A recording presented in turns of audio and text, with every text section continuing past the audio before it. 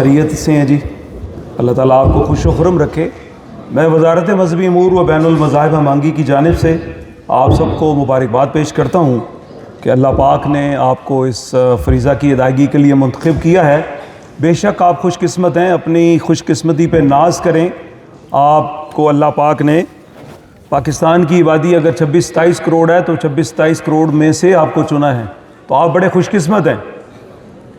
Sir, आपके जहन में जब अल्लाह पाक का ख्याल आए, अल्लाह की याद आए, तो हमेशा अपने जहन में रखें कि सबसे पहले अल्लाह ने आपको याद किया है।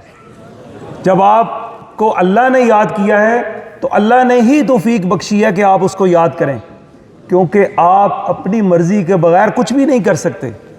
तो ये अल्लाह पाक का करम है, अल्लाह पाक का फ़ज़ल है कि आप इंतहाई जो ज़िंदगी की मसरूफ़ियत है उसमें से वक्त निकाल के अल्लाह पाक की तौफीक से इस फरीज़ा की अदायगी के लिए जा रहे हैं।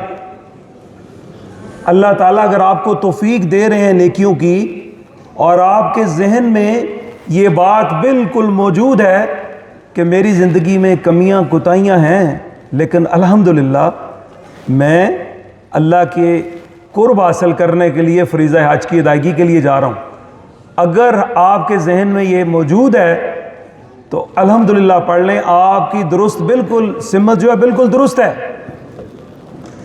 अल्हम्दुलिल्लाह शैतान वर्गलाएगा कि सारी उम्र बड़े गुनाह किए, अब बख्शिश नहीं है। वो एक गलत सा फिक्रा हम सब ने सुना हुआ है कि 900 चूहे खा के बिल्ली हज को चली, वो गलत फिक्रा है। ऐसी कोई बात नहीं है। अल्लाह पाक तो ये इस कोशिश में होते हैं कि मेरा बंदा कब मेरे पास आता है और मैं इसके गुनाह माफ़ करूं। अल्लाह पाक बहाने ढूंढते हैं इंसान को माफ़ करने के, और आखिरी सांस से पहले पहले अगर आपने माफ़ी मांग ली, ज़िंदगी में जितने मर्जी गुनाह किए अल्लाह पाक उनको बख्श देंगे। ये मेरा और आपका ईमान है। और इस बात पे भी अल्लाह का शुक्र अदा करें कि अल्लाह पाक ने आपको तौफीक दी और आज आप इस तरबियत में मौजूद हैं। हदीस कुदसी का मफ़हूम है कि जब किसी जगह लोग इकट्ठे होते हैं, अल्लाह पाक हर चीज़ का इल्म रखते हैं, हर चीज़ जानते हैं, फिर भी अल्लाह पाक फरिश्तों से पूछते हैं कि ये लोग क्यों जमा हैं, ये मजमा क्यों बैठा है। अल्लाह पाक जानते हैं फिर भी पूछते हैं। तो फरिश्ते अर्ज़ करते हैं, या अल्लाह पाक ये तेरा ज़िक्र करने के लिए बैठे हैं। आपका ज़िक्र किया, तिलावत कलाम पाक इन्होंने किया, नबी सल्लल्लाहु अलैहि वसल्लम पर दुरूद भेजा, और अब ये हज के मनासिक सीख रहे हैं। मफ़हूम बयान कर रहा हूँ इसका। अल्लाह पाक कहेंगे, अच्छा ये क्या मांग रहे हैं? फरिश्ते अर्ज़ करेंगे, या अल्लाह ये आपका कुर्ब मांग रहे हैं, जन्नत मांग रहे हैं, गुनाहों से बख्शिश तलब कर रहे हैं, दोज़ख से पनाह मांग रहे हैं। अल्लाह पाक कहेंगे, फरमाएंगे, क्या इन्होंने मुझे देखा है? क्या इन्होंने जन्नत और दोज़ख को देखा है? फरिश्ते कहेंगे, नहीं देखा। तो अल्लाह पाक कहेंगे, अगर ये मुझे देख लें, जन्नत को देख लें, दोज़ख को देख लें, फिर क्या होगा? फिर क्या इनकी इबादत में इजाफा होगा? फरिश्ते कहेंगे, अर्ज़ करेंगे, बिल्कुल या अल्लाह पाक, अगर ये आपको देख लें, जन्नत और दोज़ख को देख लें, तो इनके खुशू खुजू में और खुलूस में बेपनाह इजाफा हो जाएगा। तो आप बिल्कुल अपने जहनों में ये बात बसा लें कि आज आप यहाँ जमा हैं, फरिश्तों ने आप सबको चारों तरफ से घेरा हुआ है और आपके ऊपर रहमतें और बरकतें नाज़िल हो रही हैं। तो जब आपके ऊपर और मेरे ऊपर रहमतें और बरकतें नाज़िल हो रही हों तो हम दाएं बाएं देखेंगे, एक दूसरे से बात करेंगे, तवज्जो से सुनेंगे, इंशाअल्लाह आपको बड़ा फ़ायदा होगा। मुफ्ती साहब आपको बताएंगे जब उनका पोर्शन आएगा। एक तो ये आपको बताता चलूँ कि इस प्रेजेंटेशन के 2 हिस्से हैं। पहले हिस्से में इंशाअल्लाह इंतज़ामी अमूर के हवाले से बात होगी जो मैं इंशाअल्लाह आपके सामने पेश करूँगा, और दूसरे हिस्से में इंशाअल्लाह मुफ्ती साहब आपको मनासिक हज उम्रा पे बात करेंगे इंशाअल्लाह। तो मुफ्ती साहब आपको बताएंगे कि जब आपने एहराम की चादरें पहन लेनी है और आपने जब उम्रे की नीयत करनी है तो क्या दुआ मांगनी है। दुआ ये मांगनी है, या अल्लाह पाक मैं उम्रे के एहराम की नीयत करता हूँ, नीयत करती हूँ, कबूल फरमा, आसान फरमा। इसका क्या मतलब है आसान फरमा? ये नबी सल्लल्लाहु अलैहि वसल्लम की दुआ है। नबी सल्लल्लाहु अलैहि वसल्लम ने ये दुआ की थी कि या अल्लाह पाक कबूल फरमा, आसान फरमा, और हम उनकी सुन्नत को अपनाते हुए यही दुआ करेंगे जब एहराम बांधेंगे। तो ये आसान फरमा का क्या मतलब है? نبی صلی اللہ علیہ وسلم نے یہ دعا کی، یا اللہ پاک قبول فرما، آسان فرما۔ اس کا مطلب یہ ہے کہ یہ ایک مشکل عبادت ہے، اور اللہ کے نبی جن کے ہم غلاموں کے پیروں کی خاک کے برابر بھی نہیں ہیں، انہوں نے بھی جب یہ دعا کی کہ یا اللہ پاک قبول فرما، آسان فرما، تو اس کا مطلب ہے کہ یہ مشکل عبادت ہے۔ اور ایک اور بات بتاتا چلوں، نبی صلی اللہ علیہ وسلم نے اپنے صحابہ سے فرمایا، اے میرے صحابہ مجھ سے حج کے مناسک سیکھو۔ حج کے مناسک سیکھنے کا حکم ہے، اور آپ سیکھنے کے لیے آج یہاں آئے ہیں۔ ایک بار پھر اللہ کا شکر ادا کر لیں، اللہ پاک نے یہ آپ کو توفیق دی ہے، آپ نبی صلی اللہ علیہ وسلم کی اس سنت کو اجاگر کرنے کے لیے آئے ہوئے ہیں، الحمدللہ۔ تو آج کی پریزنٹیشن کی ترتیب کے حوالے سے آپ کو بتاتا چلوں کہ میں انشاءاللہ سفر حج پہ آپ سے مخاطب ہوں گا۔ حج کی تیاری کیسے کرنی ہے، کون کون سی چیزیں ہم نے لے کے جانی ہیں، کن چیزوں سے بچنا ہے، کون کون سی چیزیں ہم نے مد نظر رکھنی ہیں۔ پاک حج ایپ کے حوالے سے بھی آپ کو آگاہی فراہم کی جائے گی۔ مجھے ذرا ہاتھ کھڑا کر کے دوست بتائیں کتنے ہیں جنہوں نے پاک حج ایپ اپنے موبائل میں انسٹال نہیں کی؟ میں نے الٹا سوال کیا ہے، 3-4 لوگ ہیں، تو کوشش کریں آپ آج گھر جا کے پاک حج ایپ انسٹال کر لیں۔ اس کے اغراض و مقاصد کیا ہیں، ان سے انشاءاللہ جب آپ کو آگاہی فراہم کروں گا تو آپ کو پتہ چل جائے گا یہ کتنی امپورٹنٹ ہے۔ اس کے علاوہ سعودی ویزا بایو ایپ کے حوالے سے بھی آپ کو آگاہی فراہم کروں گا کہ کس طرح آپ نے اپنی بایو میٹرک کرنی ہے، اس حوالے سے بھی اگلی سلائیڈوں میں آپ کو آگاہی فراہم کی جائے گی۔ حاجی کیمپس میں دستیاب سہولیات پہ بھی بات ہوگی، اور حجاز مقدس میں وزارت کے اقدامات پر بھی ہم بات کریں گے۔ جب بھی کوئی انسان سفر کرتا ہے تو اس کے ذہن میں 3-4 سوال آتے ہیں۔ جیسے میں اسلام آباد سے آیا ہوں تو میرے ذہن میں یہ سوال تھا کہ میں نے لاہور جانا ہے، کیسے جاؤں اور پھر وہاں ٹھہروں کہاں؟ تیسرا ذہن میں یہ تھا کہ کھاؤں گا کیا، اور چوتھا ذہن میں یہ تھا کہ آپ لوگوں کے پاس آنا ہے تو میں اپنی تیاری کر کے جاؤں، کس طرح جاؤں گا؟ تو آپ کے ذہنوں میں بھی یہ سوال ہوں گے کہ ہم نے پیسے جمع کروا دیے اور آج تربیت کے لیے بھی آ گئے ہیں، وزارت ہمیں لے کے کیسے جائے گی، وہاں ٹھہرائے گی کہاں، وہاں کھلائے گی کیا، اور وہاں جس فریضہ کی ادائیگی کے لیے آپ جا رہے ہیں ان 5 دنوں کے لیے کیا ہوگا؟ تو انشاءاللہ ہم آپ کو یہ ساری چیزیں بتائیں گے۔ یہ پریزنٹیشن ہم نے گھر سے گھر تک ایک اصول کو مد نظر رکھتے ہوئے بنائی ہے کہ ہم آپ کو گھر سے روانہ ہونے سے لے کے سمجھائیں گے کہ کن کن چیزوں کا آپ نے خیال کرتے ہوئے جانا ہے، اور انشاءاللہ رمضان کے بعد جو پریزنٹیشن ہوگی کچھ چیزیں ہم نے اس میں شامل کی ہیں کہ کس طرح آپ نے سعودیہ سے پھر واپس اپنے گھر تک آنا ہے۔ تو انشاءاللہ یہ ساری چیزوں سے آپ کو آگاہی فراہم کی جائے گی۔ حجاز مقدس میں طبی سہولیات کی فراہمی کے حوالے سے بھی بات کریں گے۔ ایمرجنسی کی صورت میں احتیاطی تدابیر پہ بھی انشاءاللہ بات ہوگی۔ میری بہنیں، بیٹیاں، مائیں جو حج پہ جا رہی ہیں ان کے جو شرعی مسائل ہوتے ہیں ان کے حوالے سے بھی ہم آپ کو آگاہی فراہم کریں گے، اور میرا حصہ مکمل ہو جائے گا۔ اس کے بعد انشاءاللہ مفتی صاحب آپ سے مخاطب ہوں گے، وہ آپ کو مناسک حج و عمرہ سکھائیں گے انشاءاللہ۔ اور آخر میں دوران سیشن ہی ہم چٹس تقسیم کر دیں گے، اور چٹ پہ آپ اپنا نام، اپنا فون نمبر اور اپنا سوال لکھ دیں گے، ہم آپ کے سوالوں کے جواب بھی دیں گے۔ جی آخر میں شروع کرتے ہیں۔ جی حج 2026 کے اقدامات کے حوالے سے آپ کو بتاتا چلوں کہ اس سال ہم تمام عازمین کو، ہر حاجی کو ایک بڑا ٹرالی بیگ دیں گے جس میں آپ 25 کلو وزن ڈال سکتے ہیں، اور ایک چھوٹا دستی بیگ دیں گے جس میں آپ 7 کلو وزن ڈال سکتے ہیں، اور ایک چھوٹا مینا کا بیگ بھی دیں گے جس میں آپ 2, 4, 5 کلو وزن ڈال سکتے ہیں۔ یہ جب آپ نے مینا جانا ہے اس کے لیے بڑا امپورٹنٹ ہے۔ مینا آپ نے کوئی بڑے اٹیچی کیس نہیں لے کے جانے، کوئی ہینڈ کیری نہیں لے کے جانا، یہ چھوٹا سا ایک تھیلا ہوگا، یہ آپ نے لے کے جانا ہے، جس میں آپ کی ایک احرام کی چادر، ایک کپڑوں کا جوڑا، ایک آدھ جوتا اور کوئی کھانے پینے کی چیز یا پانی کی بوتل۔ اس کے علاوہ آپ کے پاس کوئی چیز نہیں ہوگی۔ مفتی صاحب آپ کو بتائیں گے کہ آپ نے ان 5 دنوں میں کتنی مشقت کرنی ہے، چلنا ہے، آگے پیچھے جانا ہے، شیطان کو کنکریاں مارنی ہیں، طواف زیارہ کے لیے جانا ہے۔ تو اگر آپ کے پاس سامان زیادہ ہوا تو آپ پھر چل پھر نہیں سکتے، تو لہٰذا آپ نے اتنا ہی سامان لے کے جانا ہے جتنی ضرورت ہے۔ اس کے ساتھ ساتھ جو بہنیں جا رہی ہیں ان کو ہم ایک وائٹ سکارف دیں گے جس کے اوپر پاکستانی پرچم ہوگا، جو آپ کی وہاں اجاگر کرے گا کہ پاکستانی حاجی ہیں، تو آسانی سے آپ کو وہاں ڈھونڈنے میں بھی آسانی رہے گی، پریشانی نہیں ہوگی۔ آپ سب جانتے ہیں بہت سے لوگ ماشاءاللہ پہلے حج یا عمرہ ادا کر چکے ہوں گے، تو وہاں آپ ٹی وی پہ بھی دیکھتے ہوں گے کہ جم غفیر ہوگا، تو وہاں اپنے حاجی کو ڈھونڈنا ذرا مشکل ہوتا ہے، تو اسی لیے ہم نے یہ اسکارف دیا ہے۔ یہ ساری چیزیں آپ کو آپ کی فلائٹ سے تقریباً 10 دن پہلے ویکسینیشن کا شیڈول آ جائے گا، اس کے مطابق آپ ویکسین کرانے جائیں گے رمضان کے بعد، تو پھر آپ کو یہ ساری چیزیں مہیا کر دی جائیں گی۔ ان کے کوئی چارجز نہیں ہیں، یہ فری ہیں۔ یہ آپ نے لے کے جانے ہیں جی، یہ بیگ مضبوط بیگ ہیں، اور ان بیگز کو استعمال کرنے کا فائدہ یہ ہے کہ یہ گمتے نہیں ہیں۔ ہمارا پچھلے 1-2 سال سے تجربہ ہے جب سے یہ بیگ دینا شروع کیے ہیں کہ یہ بیگ گمتے نہیں ہیں۔ اس سے پچھلے سالوں میں جب یہ بیگ نہیں تھے تو ہمارے حاجیوں کا سامان بنگلہ دیشی مشن کے حاجیوں کے ساتھ مکس ہو جاتا تھا، نائجیریا والوں کے حاجیوں کے ساتھ، تو ہمیں 15-15 20-20 دن سامان ملتا ہی نہیں تھا اور ہم حاجی پریشان ہو جاتے تھے۔ تو لہٰذا یہ والا بیگ آپ استعمال کریں گے، یہ گمتے نہیں ہیں، دور سے نظر آتا ہے پاکستانی پرچم لگا ہوا ہے کہ یہ پاکستانی حاجیوں کے ہے، آسانی سے ہمیں مل جاتے ہیں اور ہم آپ تک پہنچا دیتے ہیں۔ اس کے ساتھ ساتھ سعودیہ میں استعمال کے لیے ہم آپ کو سم دیں گے، سعودی سم انشاءاللہ، جس میں فری منٹس بھی ہوں گے، ڈیٹا بھی ہوگا۔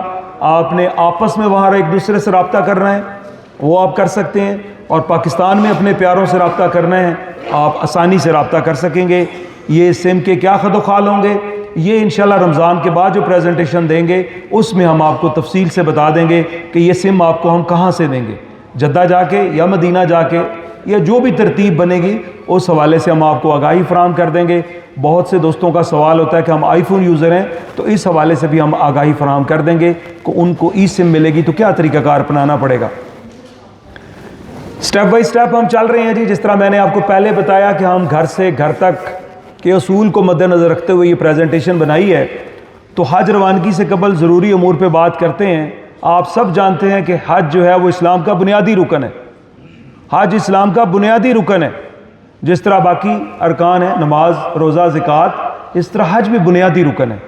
ثواب کے ساتھ ساتھ یہ ایک بڑی مشقت والی عبادت ہے، اور یہ ایسی عبادت ہے جس میں آپ کا مال بھی خرچ ہو رہا ہے اور آپ کا وقت بھی لگ رہا ہے، آپ کی جان، آپ کا جسم مشقت بھی اٹھائے گا، اور اللہ پاک نے اس کا اجر و ثواب بھی بڑا رکھا ہے۔ جب آپ یہ عبادت کر لیں گے تو اس کے بعد ایسے ہی ہوگا جیسے ماں کے پیٹ سے آج پیدا ہوئے ہیں۔ تو اللہ پاک تعالیٰ ہم سب کو حج مبرور عطا کرے۔ تو آپ کی وزارت یہ کوشش ہوتی ہے کہ ہم حجاج کو بہتر سے بہترین سہولتیں فراہم کریں۔ الحمدللہ مجھے یہاں کھڑے ہو کے یہ کہنے میں کوئی عار نہیں ہے کہ ہمارا حج الحمدللہ ہر سال بہتر سے بہتر انتظامات ہوتے جا رہے ہیں، اور اس خطے میں سب سے زیادہ سستا حج ہے۔ انڈین حاجی جو ہیں وہ ہم سے زیادہ پیسے دے کے جاتے ہیں، اور سعودیہ میں وہ کھانا بیچارے خود اپنے بلڈنگز میں بناتے ہیں، اور انڈین حاجی جب سعودی بلڈنگ خالی کرتے ہیں تو اس کے بعد کوئی مشن وہ بلڈنگ لیتا ہی نہیں ہے، کیونکہ وہ بیڑا غرق کر جاتے ہیں، وہ ہر کمرے میں کھانا پکا رہے ہوتے ہیں۔ تو لہٰذا آپ سب کا حج الحمدللہ جو انتظامات ہیں وہ بہتر سے بہترین ہیں اور سستے بھی ہیں۔ اللہ تعالی ہم سب کو عمل کی توفیق عطا فرمائے۔ ہمارے لیے سب سے بڑا چیلنج سعودیہ میں موسم کی شدت اور حجاج کی کثیر تعداد۔ آپ سب جانتے ہیں کہ مئی کے آخری ہفتے میں انشاءاللہ حج ہوگا اور شدید گرمی ہوگی، اور آپ سب یہ بھی جانتے ہیں 25 سے 30 لاکھ حاجی ہوں گے۔ تو ہمارے لیے یہ بڑا چیلنج ہوتا ہے، لیکن اگر آپ سب نظم و ضبط کا مظاہرہ کریں گے تو کوئی پریشانی نہیں ہوگی، اور صبر کا دامن تو آپ سب نے اپنے پلے باندھ لینا ہے۔ صبر کا دامن آپ نے نہیں چھوڑنا۔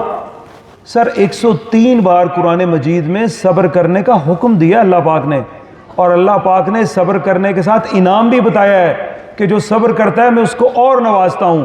میں اپنا ذاتی مشاہدہ آپ سے شیئر کرتا ہوں۔ 2015 میں میری راولپنڈی کینٹ میں رہائش ہے، تو میرے ہمسائے میں ایک دوست، بزرگ دوست، وہ حج پہ گئے۔ 50 سال اس ٹائم ان کی عمر تھی، ابھی وہ 60 کے ہو کے ریٹائر ہوئے ہیں۔ تو وہ حج پہ گئے اپنی نانی کے ساتھ جن کی عمر تقریباً 100 کے قریب، والدہ جن کی عمر 80 کے قریب، خالہ جن کی عمر 75-76 سال، اور ان کی بڑی بہن جو 55 کے قریب تھی۔ سر وہ جب مدینہ پاک پہنچے، میں مکہ پاک میں میری کمپلینٹس پہ ڈیوٹی تھی، میں جب بھی ان کو فون کرتا کہ آپ کیسے ہیں، وہ آگے سے کہتے اللہ کا بہت شکر ہے، اللہ کا بڑا فضل ہے، اللہ کا بڑا کرم۔ میں ان کو کہتا کہ آپ کی بلڈنگ سے، ہوٹل سے شکایت آ رہی ہے کہ کھانے میں ذرا مرچ مسالہ کم ہے۔ وہ کہتے کوئی مسئلہ ہی نہیں ہے، ہمارے تو بالکل جس طرح ہم گھر میں کھانا کھاتے ہیں اس طرح کا کھانا مل رہا ہے, ہمیں کوئی مسئلہ ہی نہیں ہے. یہ تو کراچی کے حاجی ٹھہرے ہوئے, ان کو ذرا اسپائسی پسند ہے, ہمیں کوئی مسئلہ نہیں الحمدللہ. وہ مکہ پاک آ گئے, میں ان کو ملنے بھی گیا, اور جب بھی میں فون کرتا, روزانہ میں کال کرتا تھا ان کو حال احوال پوچھنے کے لیے, میرے ہمسائے ہیں تو میرا فرض بنتا تھا, تو میں جب بھی کال کرتا تو وہ اللہ کا شکر ادا کرتے. اور ٹھیک اسی طرح حج کے دن گزر گئے.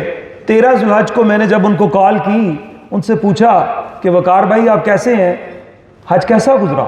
انہوں نے کہا الحمدللہ 5 دن بڑے زبردست گزرے, نہ کوئی بس لیٹ ہوئی. آپ کہہ رہے تھے بسیں لیٹ ہو جاتی ہیں, میری تو بس بھی لیٹ نہیں ہوئی, کھانا بھی بر وقت ملتا رہا.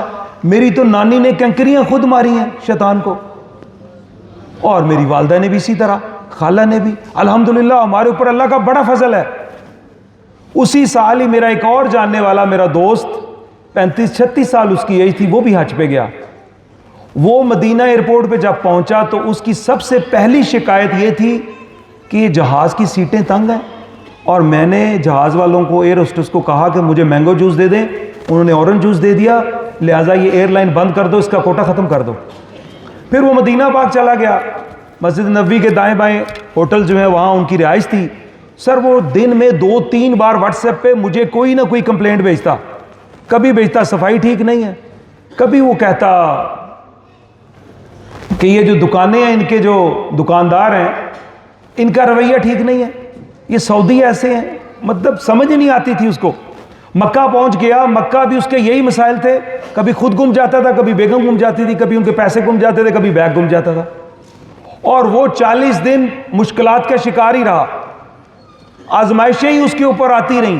تو میں نے فوراً اپنا قبلہ بھی درست کیا, اور یہ رزلٹ نکالا کہ جو اللہ پاک کا شکر ادا کرتا ہے اللہ پاک اس کو آسانیاں بھی عطا کرتے ہیں اور نوازتے بھی ہیں. اور جو بندہ اپنی زبان پہ شکوے شکایات لے آتا ہے, بڑے بزرگ کہتے ہیں کہ جب آپ کا دل کرے کہ میں شکوے شکایتیں کروں, میں پھٹ پڑوں, وہ مقام صبر اور مقام شکر ہوتا ہے. اسی ٹائم ہی تو خود کو سنبھالنا ہوتا ہے. تو آپ سب نے نظم و ضبط کا مظاہرہ کرنا ہے, صبر و تحمل کا مظاہرہ کرنا ہے.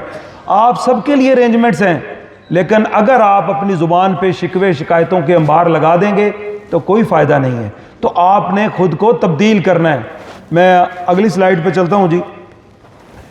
روانگی سے قبل آپ نے کن چیزوں کو مد نظر رکھنا ہے؟ روحانی طور پہ بھی خود کو تیار کر لیں اور جسمانی طور پہ بھی خود کو تیار کر لیں. روحانی طور پہ خود کو یہ تیار کریں, اگر آپ پہلے نماز نہیں پڑھتے تھے تو 5 وقت نماز پڑھنی شروع کر دیں اور باجماعت پڑھنی شروع کر دیں. اگر پہلے سے ہی الحمدللہ اللہ کی توفیق سے 5 نمازیں پڑھ رہے ہیں تو تہجد پڑھنا شروع کر دیں, اور اپنے رویے ٹھیک کر لیں. اگر کوئی ناراض ہے تو اس سے صلح کر لیں, اور اگر آپ حق پہ بھی ہیں اور کوئی آپ سے ناراض ہے, آپ جا کے صلح کر لیں گے, اللہ تعالیٰ آپ کو جنت میں وسیع گھر عطا فرمائیں گے, یہ وعدہ ہے. تو آپ سب اپنی روحانی طور پہ بھی خود کو تیار کر لیں, جسمانی طور پہ بھی خود کو تیار کر لیں. روزانہ 2 سے 3 کلومیٹر پیدل چلیں. آپ دل کے ڈاکٹر کے پاس ہیں, اس نے لکھ کے لگایا ہوا ہے کہ آپ کا دل آپ کے قدموں میں ہے. اس کا کیا مطلب؟ کہ جو بندہ زیادہ چلتا ہے اس کا دل مضبوط ہوتا ہے, اور جو نہیں چلتا اس کا یہ دل کمزور ہوتا ہے, وہ بیماریوں کا شکار ہوتا ہے اور اس کو پریشانی ہوتی ہے. تو آپ کی جسمانی صحت کے لیے پاکستان میں بھی اور سعودیہ میں بھی جب آپ جائیں گے آپ کو وہاں پیدل چلنا پڑے گا. آپ نہ چاہتے ہوئے بھی پیدل چلیں گے. آپ نے عمرہ ادا کرنا ہے, 4-5 کلومیٹر نارمل ہے, وہاں طواف کریں گے, صحیح کریں گے. اور طواف زیارہ مفتی صاحب آپ کو بتائیں گے, فرض ہے, وہ لازم کرنا ہے آپ سب نے. وہ جب آپ ادا کرنے جائیں گے 25 سے 30 لاکھ حاجی ہوں گے, سب نے طواف زیارہ کرنا ہے. تو ہو سکتا ہے آپ کو مطاف میں جگہ نہ ملے, اوپر والے فلور پہ چھت پہ آپ کو طواف کرنا پڑے 7 چکر. ایک چکر تقریباً جو ہے 1 کلومیٹر کے برابر, 7 چکر لگائے 7 کلومیٹر.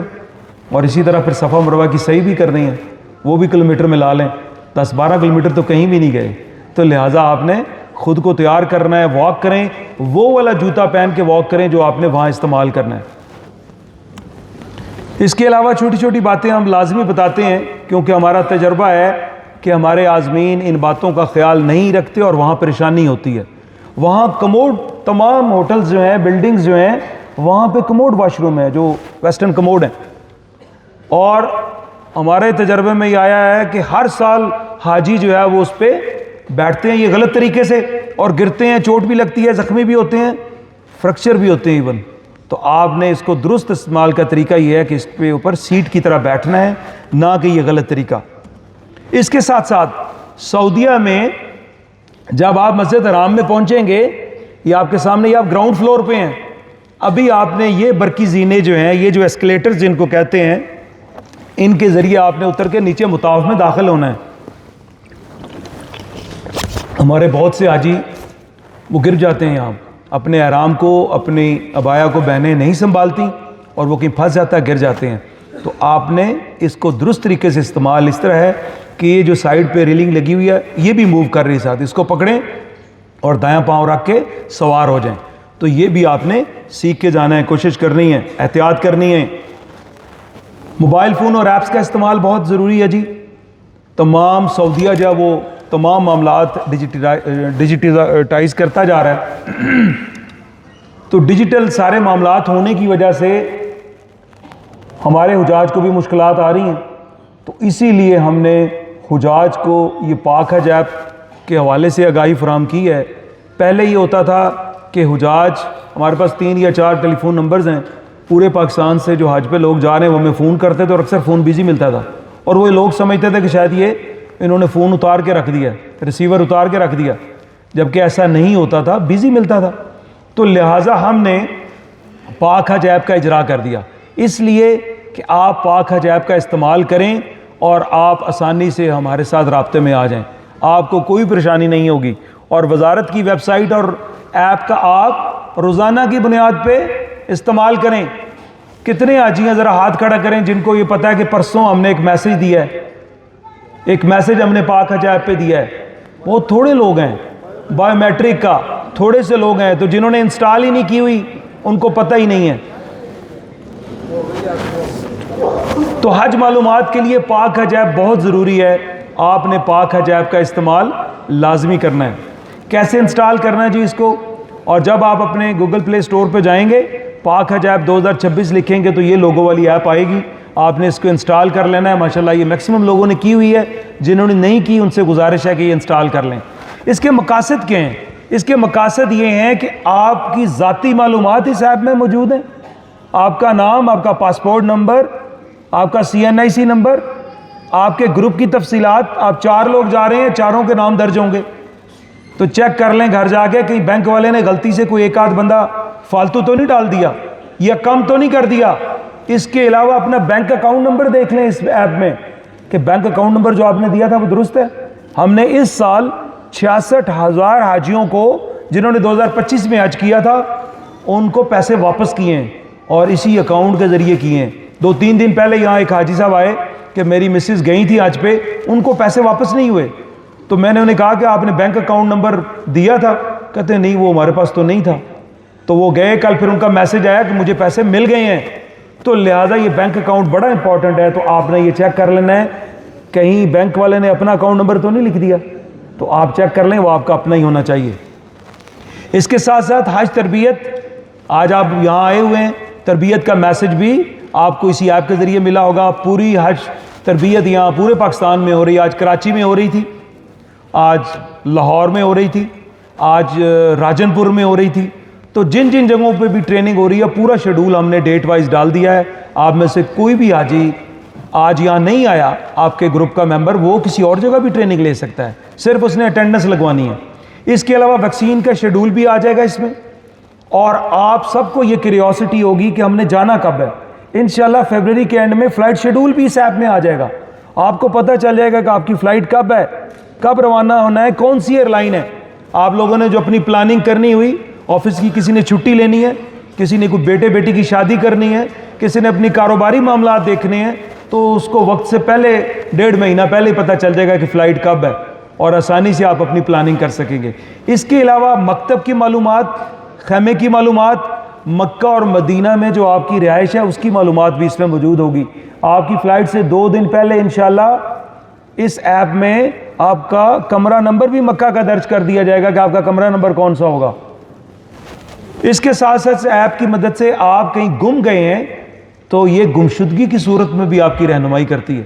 آپ گوگل میپ یوز کرتے ہیں, بالکل اس ایپ میں بھی انشاءاللہ یہ سہولت دیں گے جب حج کے قریب ایام آئیں گے. ابھی یہ ایپ اپڈیٹ ہو رہی ہے تو انشاءاللہ یہ بٹن دیں گے. آپ کہیں گم گئے اور آپ نے اپنی رہائش پہ جانا ہے, اپنے خیمے پہ جانا ہے یا ہاسپٹل جانا ہے, تو آپ اس بٹن کو پریس کرتے ہوئے جو آپ کی منزل مقصود ہوگی آپ اس کو کلک کریں گے. انشاءاللہ یہ آپ کو راستہ بتائے گی اور گائیڈ کرتے ہوئے آپ کو آپ کی منزل مقصود پہ لے جائے گی. کوئی شکایت ہے آپ کو, کوئی ہاسپٹل میں کوئی شکایت آ گئی, کوئی بلڈنگ میں آپ کو شکایت ہے, کوئی ہمارے عملے سے شکایت ہے, کسی بھی قسم کی کوئی شکایت ہو سکتی ہے, آپ وہ شکایت بھی اس ایپ کے ذریعے ہی ہم سے کریں گے اور ہم اس کا ازالہ بھی آپ کو اسی ایپ کے ذریعے بتائیں گے کہ جی حاجی صاحب آپ کا مسئلہ ہم نے حل کر دیا ہے.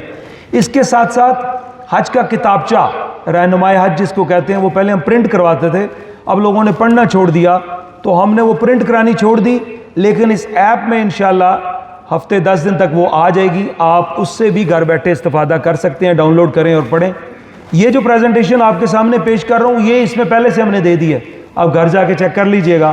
اس کے علاوہ جو لیکچرز ہم آپ کو دے رہے ہیں انتظامی امور کے حوالے سے یا مناسک کے حوالے سے, وہ بھی انشاءاللہ 15 فروری تک ہم اس میں ڈال دیں گے. آپ گھر میں آرام سے بیٹھ کے ان سے استفادہ کر سکتے ہیں. اس ایپ میں لاگ ان کیسے ہونا ہے آپ ماشاءاللہ میکسیمم لوگوں نے کی ہوئی ہے تو بتانے کی ضرورت نہیں. اپنا شناختی کارڈ اور اپنا حج درخواست نمبر جو آپ کو رسید دی تھی بینک والے نے, اس کے کونے پہ آپ کی تصویر کے اوپر ایک نمبر لکھا ہے, وہ آپ کا حج درخواست نمبر ہے, وہ درج کریں گے, لاگ ان کا بٹن پریس کریں گے تو آپ اس میں سائن ان ہو جائیں گے. جب آپ اس میں داخل ہوں گے تو مرکزی سکرین آپ کے سامنے آئے گی جس میں آپ کی تصویر, آپ کا نام, شیڈول, QR کوڈ, حاجی کی پوری معلومات جو میں پہلے آپ کو تفصیلی بتا چکا ہوں, آپ کا نام, بینک اکاؤنٹ نمبر, یہ ساری ہوں گی. گروپ کی معلومات ہوں گی. کوئی تجویز آپ دینا چاہیں وہ بھی آپ ہمیں بھیج سکتے ہیں. ٹریننگ کے حوالے سے, انتظامات کے حوالے سے اگر وہ قابل عمل ہوئی تو ضرور ہم اس پہ فالو کریں گے, اس پہ عمل درآمد کریں گے. تربیتی مواد اور شیڈول بھی انشاءاللہ اس میں دے دیا جائے گا. حاجی کیمپس کی تفصیلات بھی اس میں موجود ہوں گی. شکایت و معلومات کے حوالے سے بھی آپ کو بتاتا چلوں کہ ہم نے پہلے سے ہی جو حاجی ہم سے نارمل سوال اکثر پوچھتے ہیں ان سوالوں کے جواب پہلے سے ہی اس ایپ میں ڈال دیے ہیں, اردو اور انگلش دونوں زبانوں میں. آپ گھر جا کے آسانی سے ان سے استفادہ کر سکتے ہیں اور سائن آؤٹ کا بٹن بھی دے دیا اگر آپ اس ایپ سے باہر نکلتے ہیں.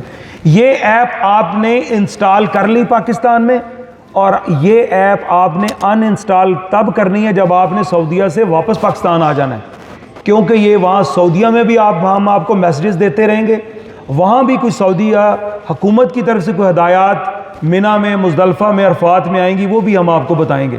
ایون آپ کی رہائشوں پہ بھی کوئی گائیڈ لائنز ہوئی تو ضرور آپ کو اپڈیٹ کرتے رہیں گے, لہٰذا آپ نے یہ ایپ لازمی یوز کرنی ہے. اب ایک اور بڑی امپورٹنٹ ایپ, ذرا ہاتھ کھڑا کر کے بتائیں کتنے لوگوں نے اپنی بایو میٹرک کر لی ہے؟ تھوڑے لوگ ہیں, اس کا مطلب اس ایپ کی پوری بتانی چاہیے. تو اس ایپ کو انسٹال کرنے کا طریقہ جس طرح باقی ایپس آپ انسٹال کرتے ہیں اس طرح انسٹال کر لیں. یہ لوگو آپ نے ذہن میں رکھنا ہے. مختلف جعلی قسم کی بھی ایپس جو ہیں وہ پلے سٹور پہ موجود ہیں, تو یہ لوگو والی جس میں 2 تلواریں بنی ہوئی ہیں, کھجور بنی ہوئی ہے, یہ والی ایپ آپ نے انسٹال کرنی ہے. اس کے لیے 2 چیزیں بڑی امپورٹنٹ ہیں. ایک تو آپ کا اوریجنل پاسپورٹ آپ کے پاس ہو, اور دوسرا یہ کہ وہ پاسپورٹ ویلڈ ہو, 26 نومبر 2026 تک کم از کم ویلڈ ہو. اگر اس کے اوپر 25 نومبر ہے تو بایو میٹرک کا کوئی فائدہ نہیں, بایو میٹرک نہیں ہوگی, ویزا نہیں لگے گا. یہ بایو میٹرک کیوں کروا رہے ہیں؟ اس لیے کروا رہے ہیں کہ ہم نے آپ لوگوں سے پاسپورٹ نہیں لینے. آپ کا جو ویزا ہے اسی بایو میٹرک ایپ پہ جو آپ ڈیٹا دیں گے اسی بنیاد پر ہی آپ کا ویزا لگے گا, اور ای ویزا ہوگا, سٹیکر والا ویزا نہیں ہوگا, ای ویزا ہوگا. لہٰذا آپ سب نے بایو میٹرک جو ہے وہ اس ایپ کے ذریعے کرنی ہے. انسٹال کرنے کا بڑا آسان طریقہ, یہ پریزنٹیشن چونکہ آپ کے پاک حج ایپ میں ہم نے دے دی ہے تو آپ QR کوڈ کی مدد سے بھی گھر میں ایپ کو کھولیں اور QR کوڈ کی مدد سے بھی آپ اس کو انسٹال کر سکتے ہیں. جب یہ ایپ کھل جائے تو آپ نے اس کی ساری جو انسٹرکشنیں ہیں وہ پڑھ لینی ہے. یہ 2 زبانوں میں ہیں, اردو اور انگلش. اردو میں کر لیں تو آپ نے انسٹرکشنیں اچھی طرح پڑھ لینی ہے.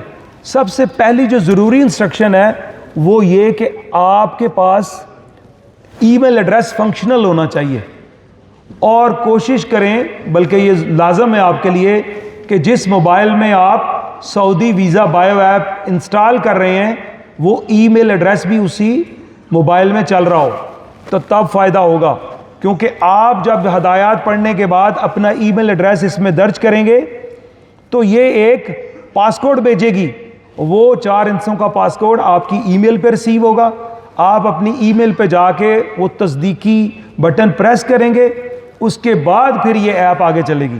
جب وہاں سے تصدیق ہو جائے گی تو یہ ایپ آپ کے سامنے یہ والی سکرین آ جائے گی۔ اب یہ ایپ آپ سے پوچھے گی کہ آپ نے کون سا ویزا لینا ہے، آپ نے کون سا ویزا لینا ہے جی؟ حج کا، ماشاءاللہ زبردست، آپ سب اٹینٹو بیٹھے ہوئے ہیں، تو بالکل آپ سب نے حج کا ویزا لینا ہے، تو حج کے ویزے کو آپ نے فلیگ کرنا ہے، کلک کرنا ہے اور جاری رکھیں گے، بٹن پہ پریس کریں گے تو اگلی سکرین کھل جائے گی۔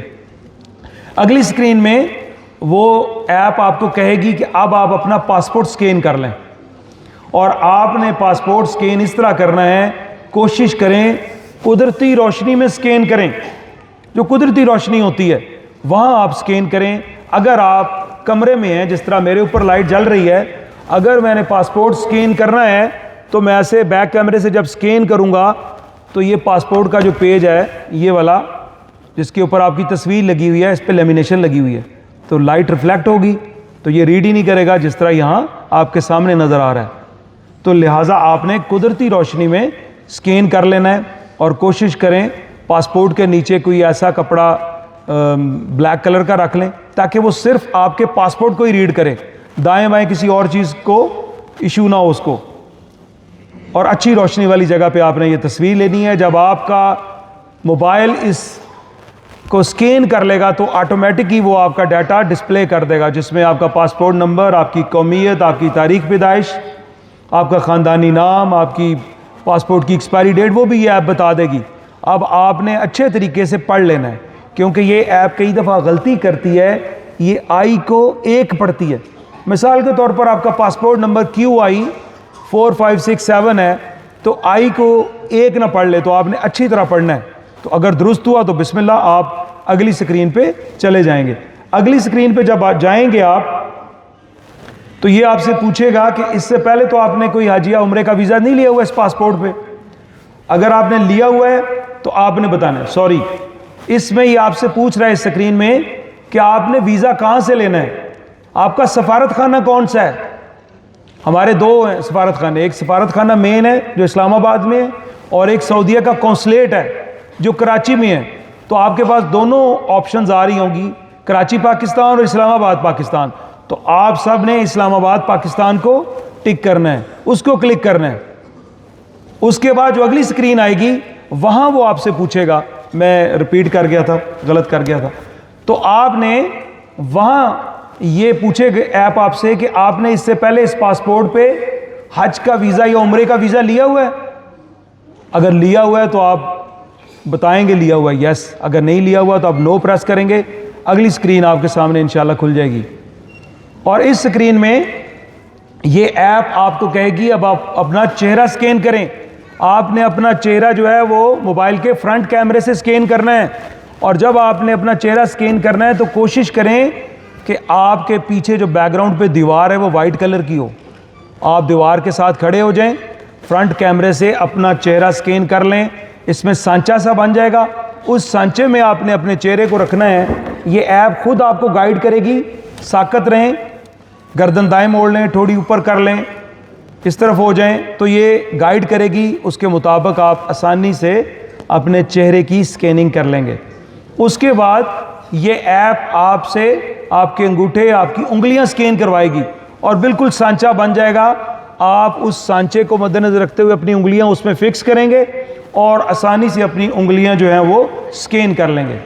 بچہ ایک گما ہوا ہے عمیر گیلانی، اگر وہ ادھر بیٹھا ہے وہ مل نہیں رہا والدین کو۔ عمیر گیلانی نام کا ایک بچہ ہے، وہ والدین اس کو ڈھونڈ رہے ہیں، اگر یہاں بیٹھا ہو عمیر گیلانی، عمیر گیلانی کو بچہ ہے جی، اللہ تعالیٰ آسانی کرے۔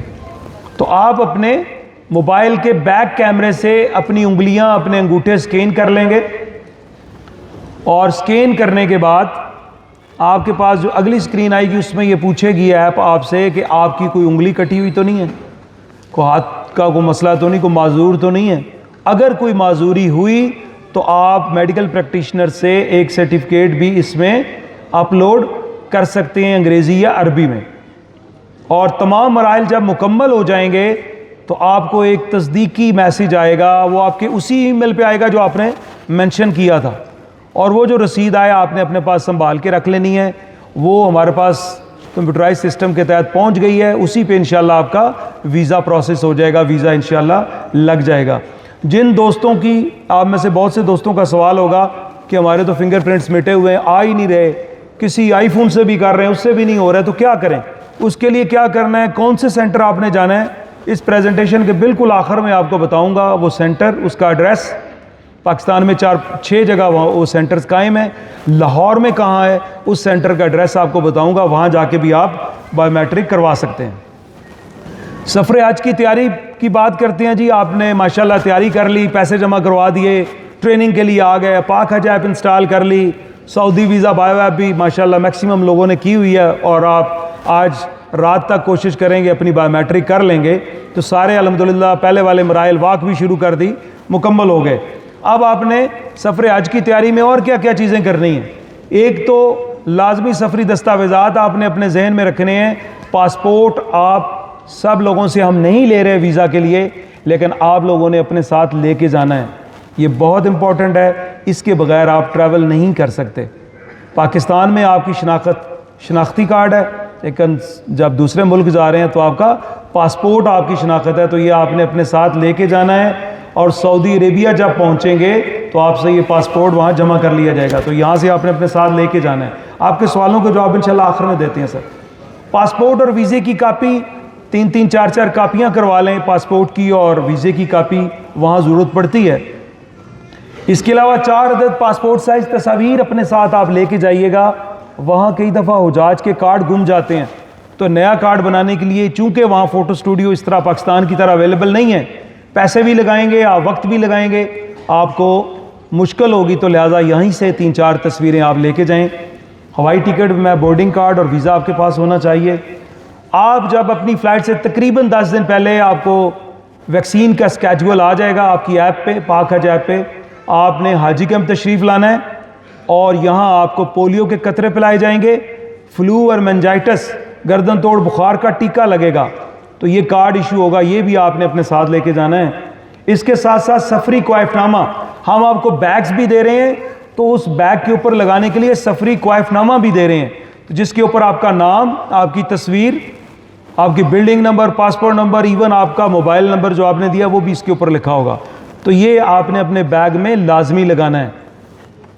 اور آپ نے اس کی، حاجی کیمپ والے آپ کو 1 کاپی دیں گے، آپ نے اس کی 4-4 کاپیاں، 5-5 کاپیاں کروا لینی ہیں۔ بیگ میں جو دی گئی جگہ ہے وہاں بھی لگائیں، اور 1 کاپی ایکسٹرا بھی رکھ لیں، اور یہ سفری کوائف نامہ آپ نے اپنے کھجوروں کے کارٹن پہ بھی لگانا ہے۔ اب وہ چیزیں بتانے لگا ہوں جو آپ اپنے ساتھ لے کے جائیں لازمی، جو وہاں آپ کو ضرورت پڑیں گی۔ سب سے پہلے روزمرہ استعمال کے کپڑے، تو کون سے کپڑے لے کے جانے ہیں آپ نے؟ گرم کپڑے یا گرمیوں والے کپڑے؟ گرمیوں والے کپڑے ماشاءاللہ، کیونکہ وہاں مئی کے دن ہوں گے جب آپ نے حج کرنا ہے، تو شدید گرمی ہوگی، تو یہاں تو سردی ہے، ان دنوں ہو سکتا ہے آپ کے ذہن میں آؤں کہ میں جیکٹ بھی رکھ لوں، میں یہ سویٹر بھی رکھ لوں، لیکن وہاں گرمی ہے، تو گرمیوں والے آپ نے کپڑے لے کے جانے ہیں۔ کتنے جوڑے لے کے جانے ہیں آپ کی اپنی مرضی ہے، 5 لے جائیں، 6 لے جائیں، جتنا آپ وزن آسانی سے لے کے جا سکتے ہیں۔ اس کے ساتھ ساتھ تمام عازمین جو مرد ہیں، آپ سب نے 2 احرام اپنے ساتھ لازمی لے کے جانے ہیں، یہ ضرورت پڑے گی آپ کو، وہاں پریشانی ہوگی، لہذا 2 احرام لے جائیں، اور 2 عبایا کم از کم میری بہنیں اپنے ساتھ لے کے جائیں۔ ہوا والا تکیہ اپنے ساتھ لے جائیں، چھوٹا سا یہ ملتا ہے بازار سے، یہ فولڈ کر کے آپ اپنی پاکٹ میں بھی رکھ سکتے ہیں۔ اور جب آپ مزدلفہ کی رات کھلے آسمان تلے ہوں گے، وہاں چٹائی پہ جب آپ لیٹے ہوں گے تو تکیے کی ضرورت پڑے گی، کیونکہ ہمیں عادت ہے تکیے کی، تو یہ ہوا والا تکیہ وہاں ہوا بھریں گے، تکیہ بن جائے گا، آپ اس کو استعمال کریں، صبح جب وہاں سے روانہ ہوں ہوا نکالیں، دوبارہ اس کو اپنے بیگ میں ڈال لیں، تو یہ ہوا والا تکیہ بھی آپ کے پاس ہونا چاہیے۔ حج و عمرے کا جوتا، جب مرد حضرات احرام کی چادریں پہن لیں گے، احرام کی نیت میں ہوں گے، تو انہوں نے اپنے پاؤں کی ابری ہوئی ہڈیاں ننگی رکھنی ہیں، انہوں نے یہ ہوائی چپل یا کینچی چپل پہننی ہے، یا عمرے کا حج کا ایک سینڈل ملتا ہے وہ پہننا ہے، کیونکہ اگر آپ کی ہڈیاں ڈھکی ہوئی ہوئیں تو ہم پہ دم پڑ جائے گا. اور مفتی صاحب کہتے ہوتے ہیں جب حاجی پہ دم پڑتا ہے تو اس کا دم نکلتا ہے, کیونکہ ایک دمبا دینا پڑتا ہے, 80-90 ہزار کا پڑے گا. تو لہٰذا آپ لوگوں نے یہ چیزیں ذہن میں رکھنی ہے, یہ ساتھ لے کے جانا ہے. اور میری جو بہنیں ہیں, آپ کے لیے اللہ تعالیٰ نے, دین نے بڑی آزادی رکھی ہے. آپ کوئی بھی جوتا پہن لیں, آپ کو آزادی ہے. لیکن مرد حضرات جب احرام کی نیت میں ہوں گے, آپ نے پاؤں کی اوپری ہڈیاں ننگی رکھنی ہیں. جب آپ احرام اتار دیں گے, پھر جو مرضی جوتا پہنے, آپ کو پھر آزادی ہے. اس کے ساتھ ساتھ بغیر خوشبو والا صابن بھی آپ کے پاس ہونا چاہیے, اس لیے کہ جب آپ احرام کی نیت میں ہوں گے, مرد بھی اور خواتین بھی, آپ کوئی خوشبو نہیں لگا سکتے, آپ پیسٹ نہیں کر سکتے خوشبو والا, آپ صابن سے, خوشبو والے صابن سے ہاتھ نہیں دھو سکتے جب آپ احرام میں ہیں. جب آپ احرام اتار دیں گے, احرام کی نیت سے آزاد ہو جائیں گے, عمرہ مکمل ہو گیا, اس کے بعد احرام کھول دیا, آپ نارمل کپڑوں میں آ گئے, آپ شیمپو بھی لگائیں, صابن سے بال دھوئیں, جو مرضی کریں, پھر جو مرضی خوشبو لگائیں. لیکن جب آپ احرام کی نیت میں ہوں گے تو آپ پہ خوشبو کی پابندی لگے, خوشبو نہیں لگانی. تو بغیر خوشبو والا صابن آپ اپنے پاس رکھیں.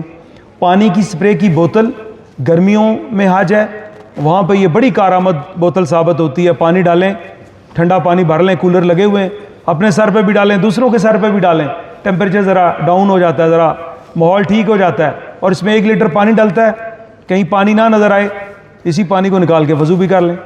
تو یہ بھی آپ اپنے ساتھ رکھیے گا. حسب ضرورت سعودی ریال, آپ سب کی رہائش کا بندوبست, آپ سب کے کھانے کا بندوبست, آپ سب کی ٹرانسپورٹ کا بندوبست, ایون آپ سب کی قربانی کے پیسے بھی ہمارے پاس جمع ہیں. آپ سب کی قربانی بھی سعودی تعلیمات کے مطابق ہوگی. سعودی حکومت نے اس سال تمام ملک, جتنے بھی ملکوں سے حاجی جائیں گے, ان سب کو یہ ریسٹرکٹ کر دیا ہے کہ کوئی بھی انڈیویجول قربانی نہیں کرے گا. سعودی حکومت کے لاز کے مطابق قربانی ہوگی, ان کے بینک کرتے ہیں, لہٰذا آپ کے پیسے پہلے جمع ہیں. اب آپ کو اتنے پیسے چاہیے جو آپ نے کھجوریں خریدنی ہیں, یا جو میری بہنیں جا رہی ہیں انہوں نے شاپنگ کرنی ہے کیونکہ یہ شعبہ ان کا ہے, تو آپ نے اتنے پیسے لے جائیں جن سے آپ آسانی سے اپنی شاپنگ کر لیں اور اپنی کھجوریں خرید لیں. زیادہ لے کے جانے کی ضرورت نہیں ہے, گم جاتے ہیں اور وہاں پریشانی ہوتی ہے. اور ایک اور بات جو اپنے تجربے سے, کیونکہ ذاتی مشاہدہ, حاجی کبھی بھی عقل مند بندہ جو ہے وہ ایک ٹوکری میں سارے انڈے نہیں رکھتا, ایک خراب سارے خراب. تو لوگ کیا کرتے ہیں کہ ایک ہی بیلٹ میں سارے پیسے ڈال لیے, 2,000-3,000 ریال جتنے بھی لے کر گئے, اور بیلٹ کہیں گر گئی, پیسے ختم ہو گئے, پیسے گم گئے, مل ہی نہیں رہے. اور دوسرا ہمارے ہاں کلچر یہ ہے کہ ہماری جو بہنیں بیٹیاں جا رہی ہیں ساتھ, ہم ان کو پیسے نہیں دیتے. مرد کہتا ہے میری جیب میں ہی ہوں, تو آپ نے ان کے پاس بھی رکھوانے ہیں. آپ کے فائدے کی بات کر رہا ہوں بہنوں. اور دوسرا, تاکہ آپ آسانی سے شاپنگ کر لیں. اور دوسرا یہ کریں کہ سارے پیسے ایک جگہ نہ رکھیں, جس طرح آپ یہاں پاکستان میں کرتے ہیں. بڑے نوٹ جو ہے وہ دوسری جیب میں رکھ لیں, جو ریزگاری ہے, چھوٹے نوٹ ہیں وہ آپ کسی جگہ ٹیکسی یوز کر رہے ہیں, کوئی چھوٹی موٹی چیز لے رہے ہیں, وہ آپ کے الگ پڑے ہوں. یہ نہ ہو کہ آپ کوئی چھوٹی چیز, مسواک خرید رہے ہیں, پیسے نکالے, مسواک لے لی 1 ریال کی اور پیسے گر گئے. تو آپ نے ان چھوٹی چھوٹی چیزوں کو ذہن میں رکھنا ہے. یہ چھوٹی باتیں کیوں بتا رہے ہیں آپ کو, یہ ہمارا تجربہ ہے, وہاں بڑی پریشانی ہوتی ہے. ہم یہ چاہ رہے ہیں کہ آپ کا دل جو ہے عبادت میں لگے, آپ یکسو ہو کر عبادت کریں, نہ کہ اپنی پریشانی میں. آگے جا کے آپ کو ایک قصہ سناتا ہوں, پھر آپ کو سمجھ آئے گی. اور سمارٹ فون آپ سب کے پاس ہونا چاہیے. اب وہ چیزیں بتائیں جو آپ نے لے کے جانی ہیں. جو چیزیں میں نے آپ کو بتائیں اس میں آپ کینچی بھی لے کے جا سکتے ہیں, آپ ریزر بھی لے کے جا سکتے ہیں, بلیڈ بھی لے کے جا سکتے ہیں, نیل کٹر بھی لے کے جا سکتے ہیں. لیکن یہ نکیلی چیزیں آپ نے اس سامان میں رکھنی ہے جو آپ نے جمع کروانا ہے. جو سامان آپ نے جمع کروانا ہے اس میں یہ چیزیں رکھنی ہیں. اگر آپ نے ہینڈ کیری میں رکھی تو وہ نکال باہر کریں گے, لہٰذا آپ جمع کروانے والے سامان میں رکھیں, کوئی پریشانی نہیں ہوگی. اب آپ کو وہ چیزیں بتانے لگا ہوں جو آپ نے نہیں لے کے جانی. سعودیہ میں جو بندہ منشیات لے کے جاتا ہے اس کو وہ سزائے موت دیتے ہیں, اور آپ سب نے کسی کا دیا ہوا پیکٹ نہیں لے کے جانا. ابھی سال پہلے کا واقعہ ہے, تاندلے والا سے ایک فیملی عمرہ ادا کرنے کے لیے گئی, 5 لوگ تھے, 3 خواتین 2 مرد. ٹور آپریٹر نے ان کو 5 کو ایک ایک پیکٹ دیا چھوٹا سا کہ یہ اپنے بیگ میں رکھ لیں, سعودیہ میں میرے عزیز ہیں وہ آپ سے لے لیں گے. وہ جب لے کر گئے, جدہ ایئرپورٹ پہ پہنچے, ان 5 بیگز کے اندر ہیروئن تھی, اور وہ بیچارے گرفتار ہیں, نہ انہوں نے عمرہ ادا کیا نہ وہ پاکستان واپس آئے. تو آپ سب کو ہم نے پریشانی سے بچانا ہے, لہٰذا آپ نے کسی کی کوئی چیز نہیں لے کے جانی, جتنا مرضی قریبی ہے. اور یہ بیڑی, نسوار, گٹکا, یہ پھکیاں, یہ معجون, یہ پنجیریاں, کوئی ایسی چیز نہیں لے کے جانی. صفوف پہ وہ فوراً شک کرتے ہیں. مثال کے طور پر آپ پھکی لے جاتے ہیں, مثال دے رہا ہوں کیونکہ ہمارے ہاں پنجاب میں کلچر ہے, دیسی دوائیاں ہم کھا لیتے ہیں. اگر آپ پھکی لے گئے, سعودی ایئرپورٹ پہ آپ کے بیگ سے پھکی نکلے گی, وہ آپ کو روک لیں گے. آپ کے جو گھر والے ہیں, آپ کے باقی ممبر ہیں گروپ, ان کو باہر نکال دیں گے. وہ بسوں کے ذریعے اپنی منزل مقصود پہ پہنچ جائیں گے, آپ کو وہ روک لیں گے. جب تک ان کی تسلی نہیں ہوگی کہ یہ جڑی بوٹیوں کا صفوف ہے, اس وقت تک آپ وہاں رکے رہیں گے. 5 گھنٹے, 6 گھنٹے, 7 گھنٹے, جتنا بھی ٹائم لگے گا, اور پاکستان فوراً اطلاع ہو جائے گی کہ ابو کو پکڑ لیا انہوں نے. تو آپ نے ان چیزوں کا خیال رکھنا ہے. آپ بھی پریشان ہوں گے, آپ کے ساتھ جو گئے ہوئے ہیں خواتین وہ الگ پریشان ہوں گی. تو لہٰذا ان چیزوں سے آپ نے بچنا ہے. اور کوئی بھی دوائی آپ نے جو لے کے جانی وہ پیک کے بغیر نہیں لے کے جانی, پیکنگ کروا کے لے کے جانی ہے. کہاں سے کروانی ہے وہ ابھی آپ کو بتاتا ہوں کہ حاجی کیمپس میں جو ہم آپ کو سہولیات مہیا کر رہے ہیں, وہاں ہم آپ کو پیکنگ کی سہولت مہیا کر رہے ہیں. وہ پیکنگ کیسے کروانی ہے وہ بھی طریقہ کار آپ کو بتاتا ہوں. آپ جب اپنی ویکسین کے لیے پاک حج آپ کے شیڈول کے مطابق ویکسین کرانے آئیں گے تو آپ نے اپنی دوائیاں ساتھ لے آنی ہیں, اور ڈاکٹری نسخہ بھی ساتھ لے آنا ہے. ڈاکٹر کی پریسکرپشن سلپ, وہ دوائیاں آپ نے لے آنی ہیں. حاجی کیمپ کا عملہ آپ سے دوائیاں بھی لے گا اور آپ کا ڈاکٹری نسخہ بھی لے گا, اس میں پیک کر کے آپ کے حوالے کر دے گا. انشاءاللہ اب آپ کی دوائیاں وہاں کوئی نہیں کھولے گا, کوئی نہیں نکالے گا. تو لہٰذا آپ نے دوائیاں پیک کروا کے لے کے جانی ہیں. جو دوست انسولین لے کے جاتے ہیں, وہ انسولین کا ایک خاص باکس ہوتا ہے, اس میں رکھ کے ہینڈ کیری میں لے جائیں. وہ سیل کروانے کی یا پیک کروانے کی ضرورت نہیں ہے. دوسری, حاجی کیمپ سے آپ کو جو ٹرالی بیگ, دستی بیگ, مینا کا بیگ جو میں نے آپ کو بتایا, یہ بھی آپ کو آپ کی فلائٹ سے تقریباً 10 دن پہلے ویکسین والے دن یہ سامان آپ کے حوالے کر دیا جائے گا. کوئی پیسے آپ نے نہیں دینے, یہ فری آف کاسٹ ہے. اس کے ساتھ ساتھ حاجی کیمپ سے آپ کو ویزے کی کاپی, ٹکٹ کی کاپی آپ کی فلائٹ سے 2 دن پہلے مل جائے گی. ہماری کوشش ہے کہ ویزا جو ہی لگے فروری کے اینڈ میں یا مارچ کے پہلے ہفتے, تو ویزا ہم آپ کی پاک حج ایپ پہ ڈسپلے کر دیں. لیکن کاپی, ٹکٹ کی کاپی لینے کے لیے اور ویزے کی کاپی لینے کے لیے آپ کو حاجی کیمپ ضرور چکر لگانا پڑے گا. آپ کی فیملی میں سے, گروپ میں سے ایک بندہ جا کے بھی باقیوں کے وہ ویزے کی کاپی, ٹکٹ کی کاپی اور گلے کے کارڈ اور وہ جو سفری کوائف نامہ وہ وصول کر سکتا ہے. حاجی کیمپس میں ہم سعودی ریال ایکسچینج کرنے کے لیے کرنسی ایکسچینج کے کاؤنٹرز بنواتے ہیں بینک سے. جو بھی ہمارے بینک ہیں, HBL, MCB, UBL, یہ اپنے کاؤنٹرز بنا لیتے ہیں. وہاں سے بھی آپ ریال لے سکتے ہیں, اور اگر آپ اوپن مارکیٹ سے لینا چاہیں تو آپ کی مرضی ہے. اس کے ساتھ ساتھ سامان حج کی خریداری کے لیے ہم سٹالز حج کیمپس میں لگا دیتے ہیں. میں نے ہوا کا تکیہ بتایا, بغیر خوشبو والا صابن بتایا, یہ عام مارکیٹ سے نہیں ملتا, ریڈیلی اویلیبل نہیں ہوتا, تو یہ آپ کو حاجی کیمپ میں دستیاب ہوگا, آپ وہاں سے خرید سکتے ہیں. اب پاکستان سے آپ نے روانہ ہونا ہے. پاکستان سے روانگی کے 2 ترتیب ہیں جی, 2 حصے ہیں. پہلا حصہ ہے مدینہ کی فلائٹیں اور دوسرا ہے جدہ کی فلائٹیں. فرسٹ ذی-القعدہ سے ہمارا فلائٹ آپریشن سٹارٹ ہوتا ہے. فرسٹ ذی-القعدہ انشاءاللہ 17 یا 18 اپریل کو ہوگی. فرسٹ ذی-القعدہ سے 15 ذی-القعدہ تک جتنی بھی فلائٹیں ہماری ہوتی ہیں, لاہور سے, اسلام آباد سے, کراچی سے, ملتان سے, سب یہ مدینہ جاتی ہیں. اور جو لوگ مدینہ جائیں گے ان کی واپسی جدہ سے ہوگی. اور جن دوستوں کی فلائٹیں 15 ذی-القعدہ کے بعد ہوں گی, 2-3 مئی کے بعد, وہ جدہ جائیں گے اور ان کی واپسی حج کے بعد مدینہ سے ہوگی.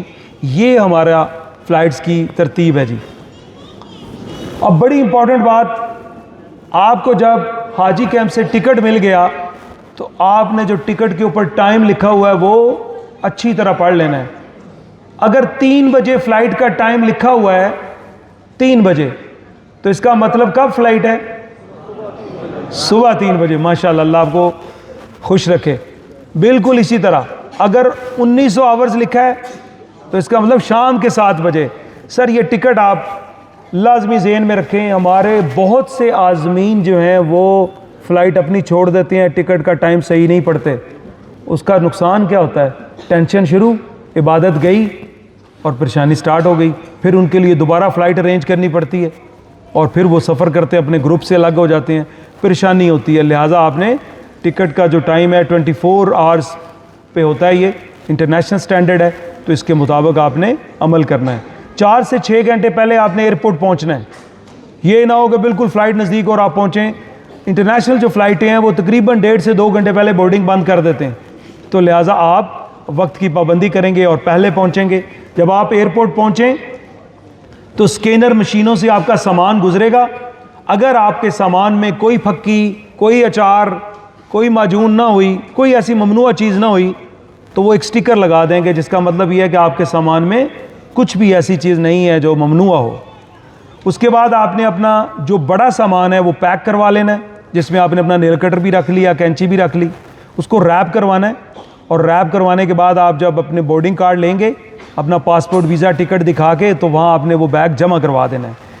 अब आपने 2 चीज़ें याद रखनी हैं, इंपॉर्टेंट हैं जी, ज़ाती मुशाहिदे की बुनियाद पे ही आपको बता रहे हैं। एक तो आप सब ने अपने हैंड कैरी में एक कपड़ों का जोड़ा लाजमी रखना है। एक कपड़ों का जोड़ा आपने लाजमी अपने हैंड कैरी में रखना है। हैंड कैरी में आप 7 किलो वज़न लेके जा सकते हैं। एक जोड़ा कम अज़ कम हो। कई दफ़ा एयरलाइन जो है वो सामान डिले कर देती है, 24-25 घंटे, 48 घंटे भी लग जाते हैं। या कोई गलती से आपका बैग अपने कमरे में रख लेता है, तो आपको बैग नहीं मिलता, तो आपके पास कपड़ों का जोड़ा हो और आपकी इंपॉर्टेंट दवाइयाँ भी उस हैंड कैरी में हो जो आपने खानी है, एक चीज़। दूसरी चीज़, आपने यहाँ से आपकी जद्दा की फ़्लाइट है, तो आपने क्या करना है? जद्दा की फ़्लाइट है तो क्या करना है? एहराम बांधना है। माशाल्लाह। तो आपने जब एहराम बांधना है, तो अगर आपने अपना एहराम उस बैग में रख दिया जो आपने रैप करवा के जमा करवा दिया, और इमिग्रेशन के मराइल के गुजरने के बाद जब आप वेटिंग लाउंज में जाएंगे और एहराम बांधना होगा, तो आपको याद आएगा, एहराम तो मैंने वो बड़े बैग में रख दिया, अब क्या करूं? फिर परेशानी शुरू हो गई। तो लिहाजा आपने, अगर आपकी जद्दा की फ़्लाइट है, आपको 1.5-2 महीने पहले पता चल जाएगा कि आपकी फ़्लाइट कहाँ की है, यहाँ से मदीना जा रहे हैं या जद्दा जा रहे हैं। तो आपने इस चीज़ को अपने जहन में लाजमी रखना है। आपके हैंड कैरी में एहराम की चादरें होनी चाहिए। दस्ती सामान के अलावा आपने वो सामान जमा करवा देना है, बोर्डिंग कार्ड ले लेना है। अब जिन दोस्तों की फ़्लाइटें मदीना जाने वाली हैं, मदीना जाएंगे जो लोग, वो एहराम नहीं बांधेंगे। वो अपना जो लिबास उन्होंने पहना हुआ है, शलवार कमीज़, पैंट शर्ट जो भी पहना हुआ है, वो चले जाएंगे। जिन दोस्तों की फ़्लाइटें जद्दा की हैं, उन्होंने एहराम बांधना है। कैसे है याद रहे, एहराम जब आप बांधेंगे जिससे पर कोई और लिबास नहीं होगा, न सर पर टोपी या इमाम। अभी चादर एहराम की किस तरह बांधी जाएगी, ये आप तमाम बर्दाश्त से खत्म कर दें। इन दोनों किनारों को आपस में मिला दें और अगला वाला किनारा है पूरा सा कपड़े पर ज्यादा है। अब इस हिस्से को जितना आपने टाइट करना है उतना टाइट करना। इसके बाद आप यहाँ लेकर आएंगे और अब इन दोनों किनारे को फिर मिलाकर आप इस तरह करेंगे। अब इसके बाद जितना आपने टाइट किया उतने आप बंद कर दीजिए। आप देख सकते हैं कि अब ये एहराम आपका बिल्कुल टाइट हो चुका है। इस तरह बांधने की बरकत से आपका सितर भी महफूज रहेगा, एहराम भी नहीं खुलेगा। और अब बेल्ट की लिहाज है तो ये एहराम उसकी साइज चेक कर लीजिएगा कि उस साइज क्या होनी चाहिए। साइज नापने का तरीका ये है कि आप एहराम पहन कर चेक कर लें कि आपके साइज किस मुताबिक है, और इसका जो आखिरी सिरा है एक घूम कर इस तरफ आ जाए। अगर इस तरफ आ जाएगा, अब आपको रुकू में और सुजूद में आसानी रहेगी। आम लिबास के ऊपर का बाया और साफ, जिससे सर के बाल भी ढके हुए, सिर्फ हाथ और चेहरा खुला होना चाहिए। आप सब ने एहराम का तरीका देख लिया, ख़वातीन बहनों ने भी देख लिया। आपको दीन ने माशाल्लाह कितनी आज़ादी दी है कि आपका जो अपना लिबास है उसके ऊपर आपने बाया पहनना है, बस आपका एहराम हो गया। और कोई भी जूता आप पहन सकती हैं, वो मैं पहले बता चुका हूँ आपको। रूट मक्का प्रोजेक्ट क्या है जी? रूट मक्का प्रोजेक्ट की सहूलत اس ٹائم اسلام آباد اور کراچی کے عازمین کو میسر ہے، اور لاہور ایئرپورٹ پر بھی کوشش جاری ہے۔ ان باکس کی ٹیم جو ہے وہ وزٹ کر گئی ہے، اور امید ہے کہ لاہور سے بھی انشاءاللہ یہ روٹ مکہ پروجیکٹ سٹارٹ ہو جائے گا۔ روٹ مکہ پروجیکٹ میں یہ ہوتا ہے کہ سعودی جو اتھارٹیز ہیں، سعودیہ کے جو لوگ ہیں، وہ پاکستان ہی آ جاتے ہیں، اور یہاں آ کے وہ آپ کی جو سعودیہ والی امیگریشن ہے وہ یہاں آ کے کر دیتے ہیں۔ آپ جو ہی لاہور ایئرپورٹ پہنچے، اپنا سامان جمع کروایا، پاکستانی امیگریشن ہوئی جس میں آپ کو آپ کے پاسپورٹ پہ سٹیمپ لگ گئی کہ آپ پاکستان سے روانہ ہو گئے ہیں، تو اگلا کاؤنٹر سعودی اتھارٹیز کا ہوتا ہے جو آپ کے پاسپورٹ کو سکین کرتے ہیں، آپ کے فنگر پرنٹس لیتے ہیں، آپ کی تصویر لیتے ہیں، اور سٹیمپ لگا دیتے ہیں کہ آپ سعودیہ میں داخل ہو گئے، حالانکہ آپ کھڑے پاکستان میں ہوتے ہیں۔ اس میں یہ ہوتا ہے کہ جب آپ سعودیہ لینڈ کرتے ہیں، جہاز سے اترتے ہیں، تو آپ جہاز سے اتر کے سیدھے بسوں پہ بیٹھتے ہیں، کوئی وہاں امیگریشن نہیں ہوتی، وہ وقت بچ جاتا ہے امیگریشن کا، وہ یہیں آپ کی امیگریشن ہو جاتی ہے۔ تو اللہ کرے جی، ماشاءاللہ، یہ اللہ تعالیٰ آپ سب کو یہ مبارک کرے۔ تو یہ سہولت ہماری کوشش ہے کہ آپ کو بھی یہاں دستیاب ہو جائے۔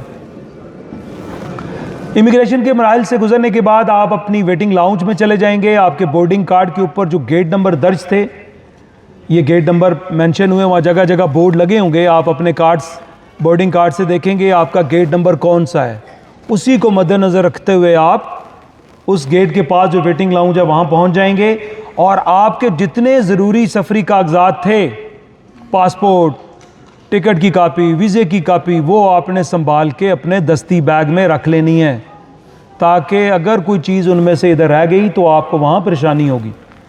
آپ ویٹنگ لاؤنج میں بیٹھے ہیں، اعلان ہوگا کہ آپ جہاز پہ تشریف لے جائیں۔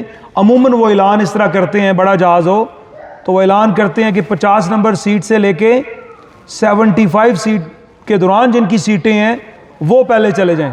تو آپ نے نظم و ضبط کا مظاہرہ کرنا ہے، تحمل کا مظاہرہ کرنا ہے، یہ نہ وہ آپ کی سیٹ نمبر ہو 10 اور آپ کے میں پہلے جانا ہے، تو نہیں، جس طرح وہ اعلان کرتے ہیں اس کے مطابق آپ اس ٹنل کے ذریعے جہاز میں تشریف لے جائیں گے، اور عملہ موجود ہوگا، وہ آپ کو گائیڈ کر دے گا کہ آپ کی سیٹ کس طرف ہے، آگے ہے، پیچھے ہے، دائیں ہے، بائیں ہیں، تو آپ ان کی مدد سے رہنمائی سے اپنی سیٹ پہ پہنچ جائیں۔ اور آپ کی سیٹ کے اوپر یہ کیبن بنے ہوں گے اس طرح کے، یہاں آپ اپنا جو دستی بیگ، ہم نے آپ کو چھوٹا بیگ دیا ہے جس میں آپ نے ایک کپڑوں کا جوڑا رکھا ہوا ہے اور دوائیاں بھی اپنی ضروری رکھی ہوئی ہیں، وہ آپ جناب بیگ ادھر رکھ دیں گے۔ اور جہاز کے کموڈ میں آپ نے کوئی کپڑا، کوئی پتھر نہیں پھینکنا، کوئی گندگی نہیں پھیلانی، آپ کے کپڑے بھی ناپاک ہو سکتے ہیں، اور بعد میں آنے والا جو ہے اس کے بھی کپڑے ناپاک ہو سکتے ہیں، اس چیز کو آپ نے ذہن میں رکھنا ہے۔ پاکستان سے جدہ کی فلائٹ جو ہے وہ تقریباً 5 گھنٹے اور مدینہ کی تقریباً 4.5 گھنٹے کی فلائٹ ہوتی ہے۔ آپ نے دوران پرواز اگر آپ احرام میں ہیں تو آپ نے تلبیہ لازمی پڑھنا ہے، اونچی اونچی آواز میں۔ مفتی صاحب آپ کو بتائیں گے کہ یہ آپ کا ترانہ ہے، تو لہٰذا ابھی بھی آپ اونچی آواز میں پڑھ لیں۔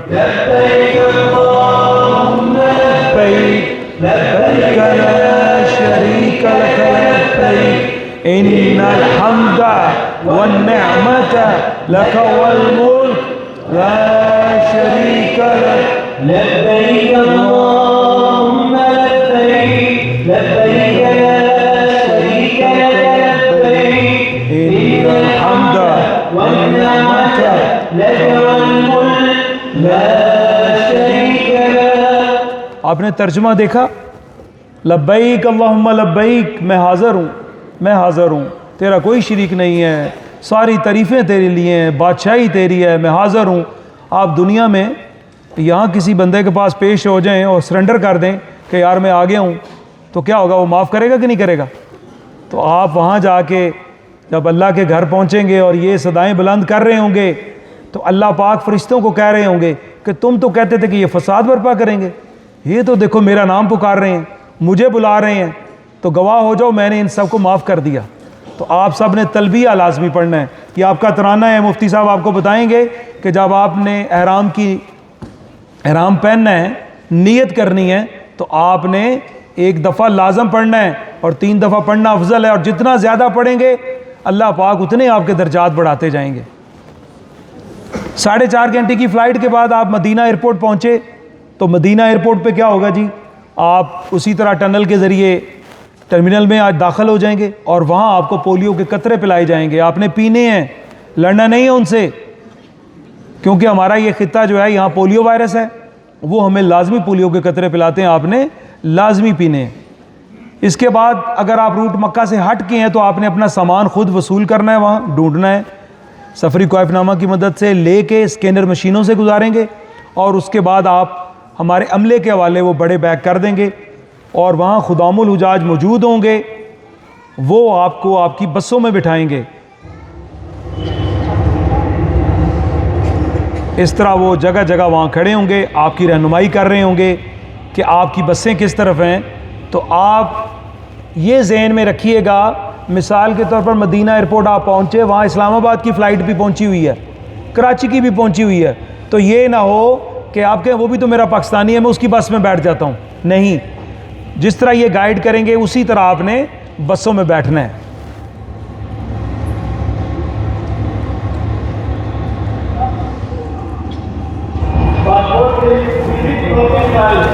پاسپورٹ سے اپنا ٹکٹ نکال لیں اور پاسپورٹ کے حوالے رکھتے ہیں. یہ ٹکٹ کا نمبر آپ کو جگہ کے اندر آپ کو وہاں پر سرٹیفکیٹ نہیں کام آئے گا. آپ نے پاسپورٹ جب جمع کروانا ہے تو اپنے ویزے کی کاپی, ٹکٹ کی کاپی, اور اگر کچھ ایئر لائنز واپسی کا بورڈنگ کارڈ بھی ایشو کر دیتی ہیں تو اگر ہو تو آپ نے وہ نکال کے اپنے دستی بیگ میں سنبھال لینا ہے. پاسپورٹ کے ساتھ جمع نہیں کروانا. ایک مکتب کے پاس تقریباً 6,500 ہزار پاسپورٹ ہوتے ہیں, تو پاسپورٹ ہینڈلنگ کے دوران کئی دفعہ آپ کے ضروری کاغذ جو ہیں وہ گم جاتے ہیں, گر جاتے ہیں, تو لہٰذا یہ چیزیں آپ نکال کے رکھ لیجئے گا. بس میں آپ کے گلے میں پہنا ہوئے کارڈ جو حاجی کیمپ والے آپ کو دیں گے اس کی سکیننگ ہوگی, وہ سکیننگ کروانی ہے. اس کے بعد بسیں روانہ ہو جائیں گی, وہ آپ کو مدینہ ہوٹلز میں لے جائیں گی انشاءاللہ. اور جب آپ وہاں پہنچیں گے, آپ کا سامان پہنچ گیا ہوگا یا پہنچنے والا ہوگا, تو جب آپ کا سامان وہاں پہنچے گا تو ریسیپشن پہ پڑا ہوا ہوگا, تو آپ نے نشاندہی کر کے سفری کوائف نامہ دیکھتے ہوئے اپنا سامان ڈھونڈنا ہے, اور پھر اس سامان کو لفٹوں کے ذریعے اپنے کمرے میں لے جانا ہے. رہائش گاہ پر خدام الحجاج موجود ہوں گے جو آپ کو کمروں کی چابیاں دیں گے, اور آپ نے جب کمروں کی چابیاں لینی ہیں, جو میں نے پہلے آپ کو اتنا درس دیا ہے کہ صبر و تحمل کا مظاہرہ کرنا ہے, لائن میں لگ کے چیزیں لینی ہیں, کیونکہ ہم قومی طور پہ لیڈر ہیں نا, سارے کہتے ہیں میرے پیچھے لائن بناؤ, مجھے کسی کے پیچھے لائن میں نہ لگنا پڑے. تو آپ نے وہاں لائن میں لگ کے نظم و ضبط کا مظاہرہ کرتے ہوئے, تو آپ کو چابیاں سب کو ملیں گی. آپ سب کے لیے کمرے ہم نے ارینج کیے ہوئے ہیں, تو لہٰذا آپ صبر و تحمل کا مظاہرہ کریں گے تو خیر ہوگی. اگر آپ وہاں نظم و ضبط کا مظاہرہ نہیں کریں گے, دھکم پیل کریں گے, تو وہ سعودی جو ناراض ہو جاتے ہیں وہ چھوڑ دیں گے کمروں کی چابیاں دینا, اور آپ کو پھر وہ جو 20 منٹ لگنے ہیں 3 گھنٹے لگ جائیں گے. تو لہٰذا آپ نے تعاون کرنا ہے. سامان وصولی کے بعد لفٹوں کے ذریعے اپنے کمرے میں لے جائیں, کچھ دیر آرام کر لیں, آرام کرنے کے بعد فریش ہوں, نہا لیں, وضو کر لیں, تازہ دم ہو جائیں, کھانے کا بھی ارینج ہوگا, کھانا کھا لیں. اس کے بعد خدام الحجاج کی مدد سے آپ مسجد نبی سلام کے لیے حاضر ہوں.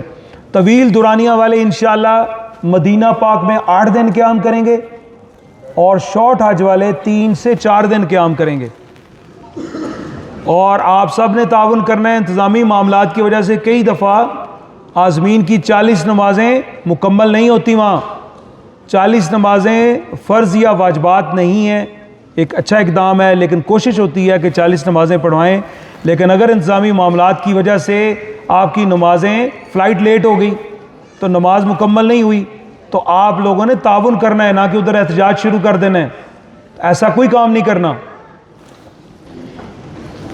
مدینہ منورہ میں کن چیزوں کا خیال رکھنا ہے جی آپ نے؟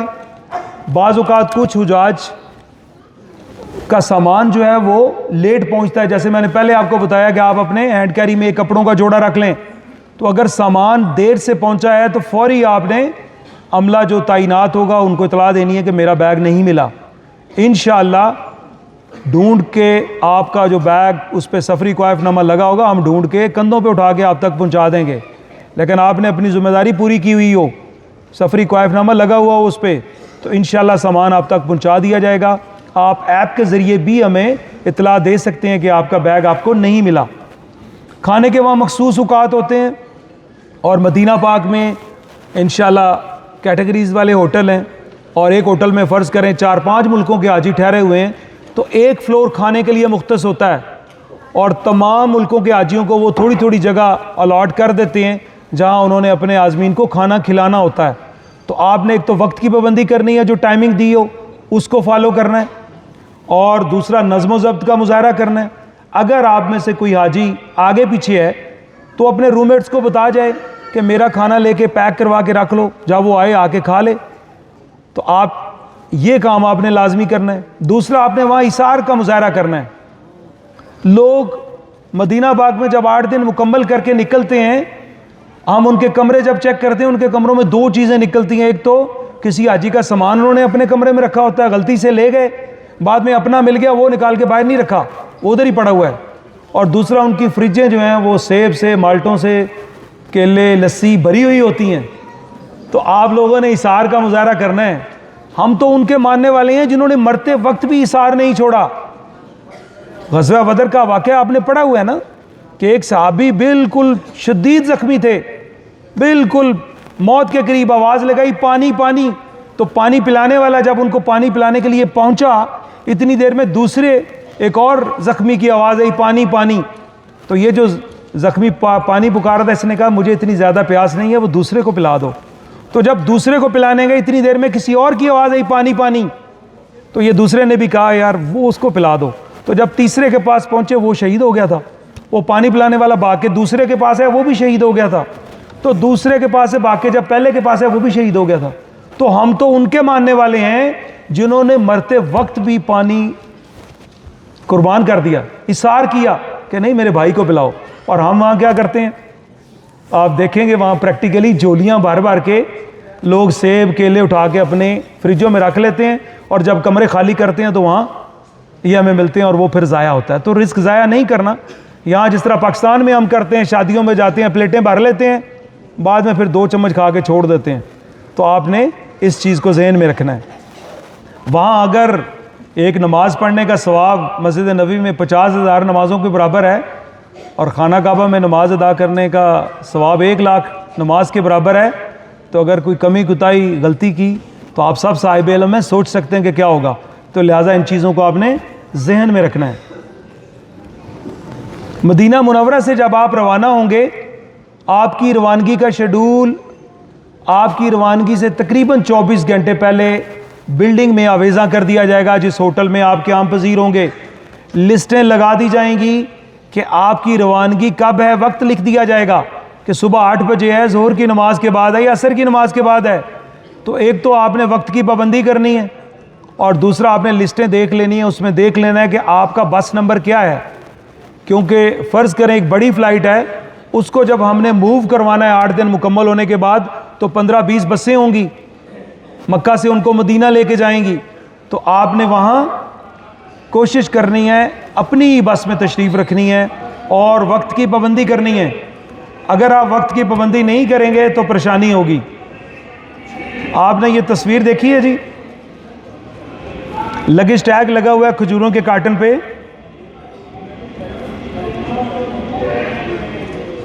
میں آپ کو اس پہ ایک قصہ سناتا ہوں۔ 2024 میں لاسٹ اینڈ فاؤنڈ کا انچارج تھا مکہ پاک میں۔ تو ایک حاجی میرے پاس آئے، ہمارا آفس لاسٹ اینڈ فاؤنڈ کا 704 بلڈنگ کے گراؤنڈ فلور پہ تھا، اور وہ اسی بلڈنگ پہ ہی اوپر والے فلورز پہ رہتے تھے، 5ویں یا 6ٹھے فلور پہ تھے۔ وہ میرے پاس آئے کہ میں کل مدینہ پاک سے آیا ہوں اور میری کھجوریں گم گئی ہیں، آپ میری کھجوریں ڈھونڈ دیں۔ تو میں نے ان سے پوچھا کہ آپ نے کھجوروں کے کارٹن پہ کیا لکھا تھا؟ انہوں نے کہا میں نے اپنا نام لکھا تھا، جاوید اقبال۔ میں کہا اچھا چلیں ڈھونڈتے ہیں جی۔ ہم نے اس بلڈنگ میں جتنے کمرے تھے، جتنے فلور تھے، سارے چیک کیے، ایون کمرے بھی نوک کر کے ہم نے چیک کروایا، ان کی کھجوریں نہیں ملیں۔ وہ جب بھی نماز پڑھنے کے لیے گزرتے تھے، لفٹ سے اترتے تھے اور مجھے اشارہ کرتے تھے، مجاہد میری کھجوریں، تم نے بھرنی ہے میری کھجوریں۔ اور مجھے کہتے تھے 1000 ریال کی میری کھجوریں ہیں، اور ضرب بھی فوراً دیتے تھے پاکستان کے پیسوں سے، 80-90 ہزار کی میری کھجوریں ہیں۔ اور مجھے یہ کہتے تھے کہ یار اگر میں کھجورہ نہ لے کے گیا، انہوں نے کہنا کراچی تو پھر کے آ گیا ہے، وہ حج کرن گیا ہی نہیں، تو لہٰذا میری کھجوریں ڈھونڈ کے دو، میرے لیے بڑی ضروری ہیں۔ تو میں نے انہیں کہا حاجی صاحب بالکل میں بھی سمجھتا ہوں آپ کے لیے ضروری ہیں, بہرحال ہم ڈھونڈ رہے ہیں, اب کیا کریں. 5-6 دن گزر گئے, میرے ذہن میں آیا, تمام بلڈنگز تقریباً ہم نے جو بلڈنگ ڈیوٹی افسر ہیں ان سے پوچھ لیا. انہوں نے کہا جی ہمارے پاس کوئی ایسا کھجوروں کا کارٹن نہیں پہنچا. ایون ہماری جو ٹرانسپورٹ کمپنی تھی جو عازمین کو مدینہ سے مکہ لائی تھی ان سے بھی پوچھ لیا, وہ جو ٹرک سامان لے کے آتے انہوں ان سے بھی پتہ کر لیا کہ کوئی کارٹن غلطی سے وہ واپس تو نہیں لے گئے. بہرحال کھجوریں نہیں ملی, بڑے پریشان.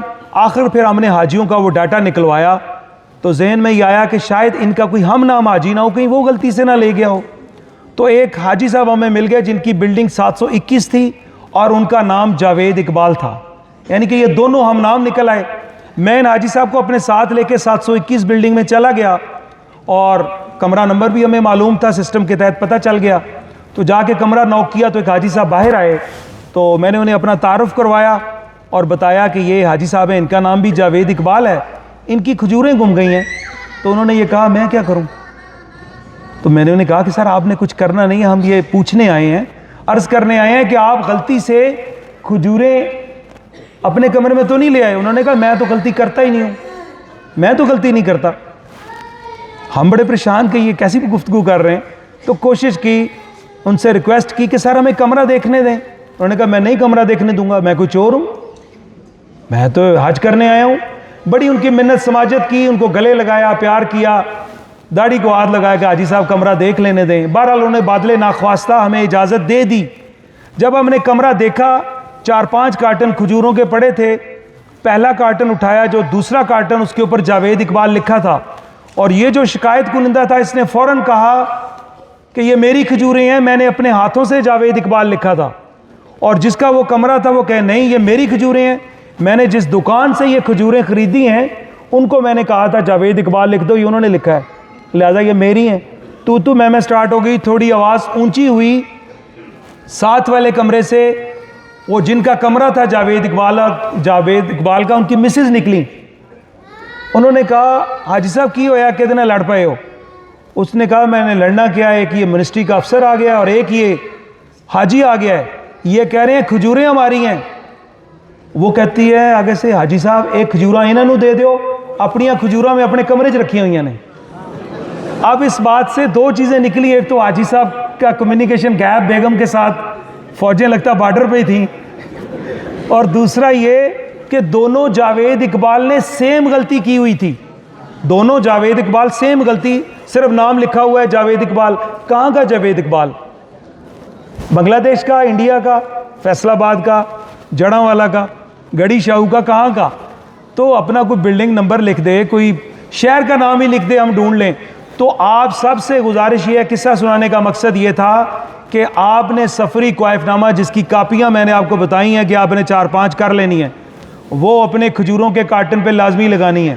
اور پھر آپ نے سفری کوائف نامہ کی کاپی اگر آپ اپنے ساتھ ویل چیئر لے کے جا رہے ہیں تو اس کے اوپر بھی آپ نے لگا کے ریپ کروانی ہے تاکہ آپ کی ویل چیئر نہ گمے. ٹھیک ہو گیا جی. یہ سفری کوائف نامہ بیگ کی پہچان کے لیے بہت ضروری ہے, یہ آپ نے لازمی لگانا ہے. اور شیڈول کی پابندی کرنی ہے. 40 لوگ بس میں بیٹھے ہیں, آپ کا انتظار کر رہے ہیں اور آپ غائب ہیں. اور دوسرا, کبھی بھی آپ نے شیڈول سے ہٹ کے سفر نہیں کرنا.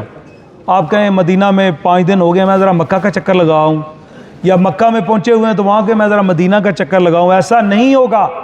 آپ کا پاسپورٹ ہمارے پاس جمع ہے, سعودی حکومت کے پاس.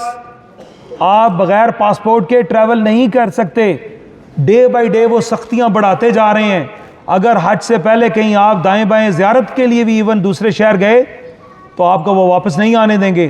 ہمارا جو عملہ وہاں تعینات ہے, ہمارے ڈائریکٹر جنرل جو وہاں 3 سال پوسٹنگ کے لیے گئے ہوئے ہیں, ایک دفعہ ان کو بھی جدہ سے مکہ آنے پہ روک لیا کہ آپ کو نہیں جانے دیں گے. تو آپ تو حاجی ہیں, آپ کے پاس پاسپورٹ بھی نہیں ہے. تو آپ نے خیال کرنا ہے, بغیر شیڈول کے سفر نہیں کرنا. جو ترتیب ہم بتائیں گے اس کے مطابق آپ نے چلنا ہے. اور پاک حج ایپ کو میں نے اسی لیے بتایا کہ یہ بڑی امپورٹنٹ ہے, اس کو فالو کرنا ہے. جب آپ اپنے شیڈول کے مطابق آپ کی بسیں روانہ ہوں گی تو کوشش کریں آپ مدینہ پاک میں ہی اپنے ہوٹل سے آرام باندھ لیں, کیونکہ آپ جب مسجد ذوالحلیفہ پہنچیں گے جو کہ ایک بڑی مسجد ہے, جس کی ویڈیو آپ کے سامنے ہے. اس کو ایسا کا کام ہے کہ مسجد بیٹی علی کھولتے اور دیکھیں اسے بچے سے کہا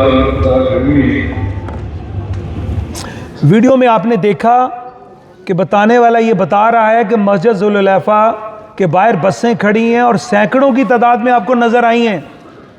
اس کا مطلب ہے کہ 100 اگر بسیں کھڑی ہیں تو حاجی کتنے ہوں گے جو ادھر احرام باندھنے کے لیے رکے ہوں گے, نیت کرنے کے لیے رکے ہوں گے. تو آپ احرام اگر مدینہ بلڈنگ سے ہوٹل سے باندھ کے آئیں گے تو مسجد ذوالحلیفہ میں آپ کو واش روم وضو کرنے کے لیے انتظار نہیں کرنا پڑے گا. آپ نوافل ادا کریں, نیت کریں اور اپنی بس میں تشریف لے جائیں. بس سے اترتے وقت آپ نے اس بات کا خیال رکھنا ہے بس کا نمبر کیا تھا, کیونکہ ایک جیسی بسیں ہوں گی تو آپ نے بس کا نمبر یہ والا یا نیچے جو نمبر دیا ہوتا ہے جو ہمارے ہاں پاکستان میں LEH 1122 جو بھی نمبر ہو تو وہ آپ نے نوٹ کر لینا ہے. تصویر لے لیں, آپ کے پاس اسمارٹ فون ہوگا, اور محلے وقوع لازمی نوٹ کر لیں. جیسے آج ہم یہاں سے داخل ہوئے ہیں نا جی, آپ سب, آپ کی گاڑیاں ادھر کھڑی ہیں. اگر آپ ادھر سے نکل جائیں تو کیا ہوگا؟ آپ کی گاڑیاں تو اس طرف ہیں, ادھر تو نہیں ہیں, تو آپ ڈھونڈتے رہیں گے. مسجد ذوالحلیفہ کے تقریباً چاروں طرف بسیں کھڑی ہوتی ہیں. آپ ادھر سے داخل ہوئے, نکل ادھر گئے, ادھر تو دوسرے حاجیوں کی بسیں ہیں. تو آپ لوگوں نے اس بات کا بھی خیال رکھنا ہے کہ جدھر سے داخل ہوئے ہیں ادھر سے ہی باہر نکلنا ہے, اور محلے وقوع لازمی نوٹ کریں. سعودیہ میں جو عازمین کی بسیں ہیں مکہ مدینہ کے درمیان جب ٹریول کراتے ہیں وہ لوگ, تو ان کی سپیڈ لیمٹس فکس ہیں. وہ کہتے ہیں یہ عازمین ہے, عازمین کی بسوں کو حادثات بھی آپ نے سنے ہوں گے. ان چیزوں کو مد نظر رکھتے ہوئے وہ سپیڈ لیمٹ جو ہے وہ فکس کر دیتے ہیں, جس کی وجہ سے 8 سے 10 گھنٹے لگ جاتے ہیں. تو آپ نے صبر و تحمل کا مظاہرہ کرنا ہے, لڑنا جھگڑنا نہیں ہے. اس کے علاوہ اس سال سعودی حکومت نے تجرباتی طور پہ یہ سلسلہ اس سال وہ شروع کرنے لگے ہیں کہ ہمارے عازمین کو, کچھ تھوڑے سے حاجیوں کو, 5-10 ہزار حاجیوں کو وہ ٹرین کی سہولت دیں گے. ٹرین کے ذریعے انشاءاللہ عازمین مدینہ سے مکہ اور مکہ سے مدینہ ٹریول کریں گے. اور یہ ہو سکتا ہے یہ سہولت آپ کو میسر آ جائے, آپ ان خوش قسمتوں میں شامل ہوں. تو اگر آپ کو یہ سہولت میسر آ جائے پھر تو آپ نے لازمی احرام جو ہے وہ مدینہ ہوٹل سے باندھ کے نکلنا ہے, کیونکہ یہ مسجد ذوالحلیفہ نہیں رکے گی ٹرین. صرف میقات سے گزرتے ہوئے اعلان ہوگا کہ ہم میقات سے گزر رہے ہیں, آپ نیت کر لیں. ٹھیک ہو گیا جی. مدینہ کی بات آپ کو بتا دی. آپ کی فلائٹیں 1 ذی-القعدہ سے 15 ذی-القعدہ کے درمیان تھیں, 18-19 اپریل سے 2 مئی کے دوران تھیں. تو آپ مدینہ جائیں گے. مدینہ کے سارے معاملات آپ کو بتا دیے. اب بتانے لگا ہوں جن کی فلائٹیں 15 ذی-القعدہ کے بعد ہوں گی, 2 مئی کے بعد ہوں گی. شارٹ والے جو ہیں ان کی 25 ذی-القعدہ سے انشاءاللہ فلائٹیں سٹارٹ ہوں گی, تقریباً 8 یا 9 مئی سمجھ لیں. تو جن دوستوں کی فلائٹیں جدہ ہوں گی انہوں نے کیا کرنا ہے جی؟ احرام باندھنا ہے. تو آپ احرام میں ہوں گے اور تقریباً لاہور سے جب روانہ ہوں گے تقریباً 5 گھنٹے کی فلائٹ کے بعد آپ جدہ ایئرپورٹ پر لینڈ کر جائیں گے. جدہ ایئرپورٹ کافی بڑا ہے, تو وہاں وہ جہاز سے اتار کے آپ کو بسوں کے ذریعے حج ٹرمینل میں لے کے آئیں گے. اور جب آپ ٹرمینل پہنچیں گے تو آپ کو وہاں پولیو کے قطرے پلائے جائیں گے. آپ کہتے ہوں گے یار یہ پولیو کے قطرے نہیں جان چھوڑ رہے, تو یہ پینے پڑیں گے آپ کو. اور روٹ مکہ سے ہٹ کے آپ ہوئے, اللہ کرے یہ سہولت لاہور میں مل جائے, تو روٹ مکہ کے تحت آپ گئے ہوئے تو پھر تو آپ کو وہاں امیگریشن نہیں کرانی پڑے گی. جہاز سے اتریں گے اور آپ بس میں بیٹھ جائیں گے. اور اگر آپ روٹ مکہ سے ہٹ کے جا رہے ہوئے پھر آپ کو وہاں امیگریشن کروانی پڑے گی. آپ کے پاسپورٹ پہ اسٹیمپ بھی لگے گی, آپ کو فنگر پرنٹس بھی وہاں لگانے پڑیں گے, آپ کی تصویر بھی ہوگی, اور آپ کو سامان بھی اپنا خود لینا پڑے گا, اور اپنا سامان آپ نے اسکین بھی کرانا ہوگا. اور سامان میں پھر وہی بات, کوئی اچار, کوئی پھکی, کوئی لڈو, کوئی پنجیری, کوئی پنیاں نکل آئیں تو وہ روک لیں گے, اور جب تک ان کی تسلی نہیں ہوگی آپ کو جانے نہیں دیں گے. اس کے بعد آپ نے وہ اپنا سامان جو ہے وہ عملے کے حوالے کر دینا ہے, اور عملہ جو ہے وہ آپ کا سامان بڑے والا جو آپ نے بیگ جمع کروائے تھے وہ ٹرکوں کے ذریعے آپ کی بلڈنگ تک انشاءاللہ مکہ کی بلڈنگ تک پہنچا دیں گے. آپ دستی سامان اپنی نگرانی میں بس میں رکھوائیں. خدام الحجاج کی رہنمائی سے آپ نے بسوں میں بیٹھنا ہے, بار بار اس کی تاکید کی جا رہی ہے.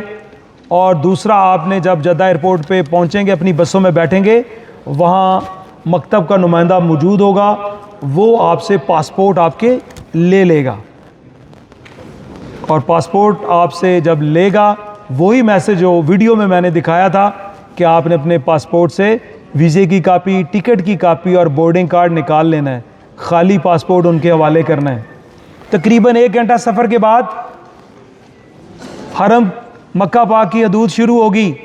یہ والے سٹرکچر والی بلڈنگ ہوگی, ریل جس کو ہم عام زبان میں کہتے ہیں, اس طرح کا سٹرکچر بنا ہوگا. تو یہاں سے جب بس آپ کی گزرے گی اس کے بعد مکہ کی حدود شروع ہو جائے گی. اللہ تعالیٰ ہم سب کو بار بار وہاں لے جائے. تو مکہ مکرمہ میں جب آپ پہنچیں گے, جو لوگ مدینہ سے آ رہے ہیں یا جو جدہ سے جا رہے ہیں, اب مکہ پاک میں سیم سچویشن ہے. کیا سچویشن ہے جی؟ کہ بسیں آپ کو آپ کی مخصوص رہائش گاہ پر لے جائیں گی. آپ کی جو مخصوص رہائش گاہ ہے جو آپ کو الاٹ کی ہوئی ہے, جس کی تفصیل آپ کی پاک حجات میں آ گئی ہے, اس بلڈنگ میں لے جائے گی. آپ کے پاس جس سے آپ کی محنت ہو جاتی ہے تو پتہ چلے گا کہ آپ کا مسلم رہے. دوسرا یہ کہ آپ سماج کرنے سماج والے جو کرے گا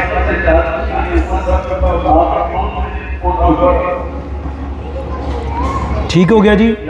آپ نے دیکھا کہ اس نے 2 میسج دیے.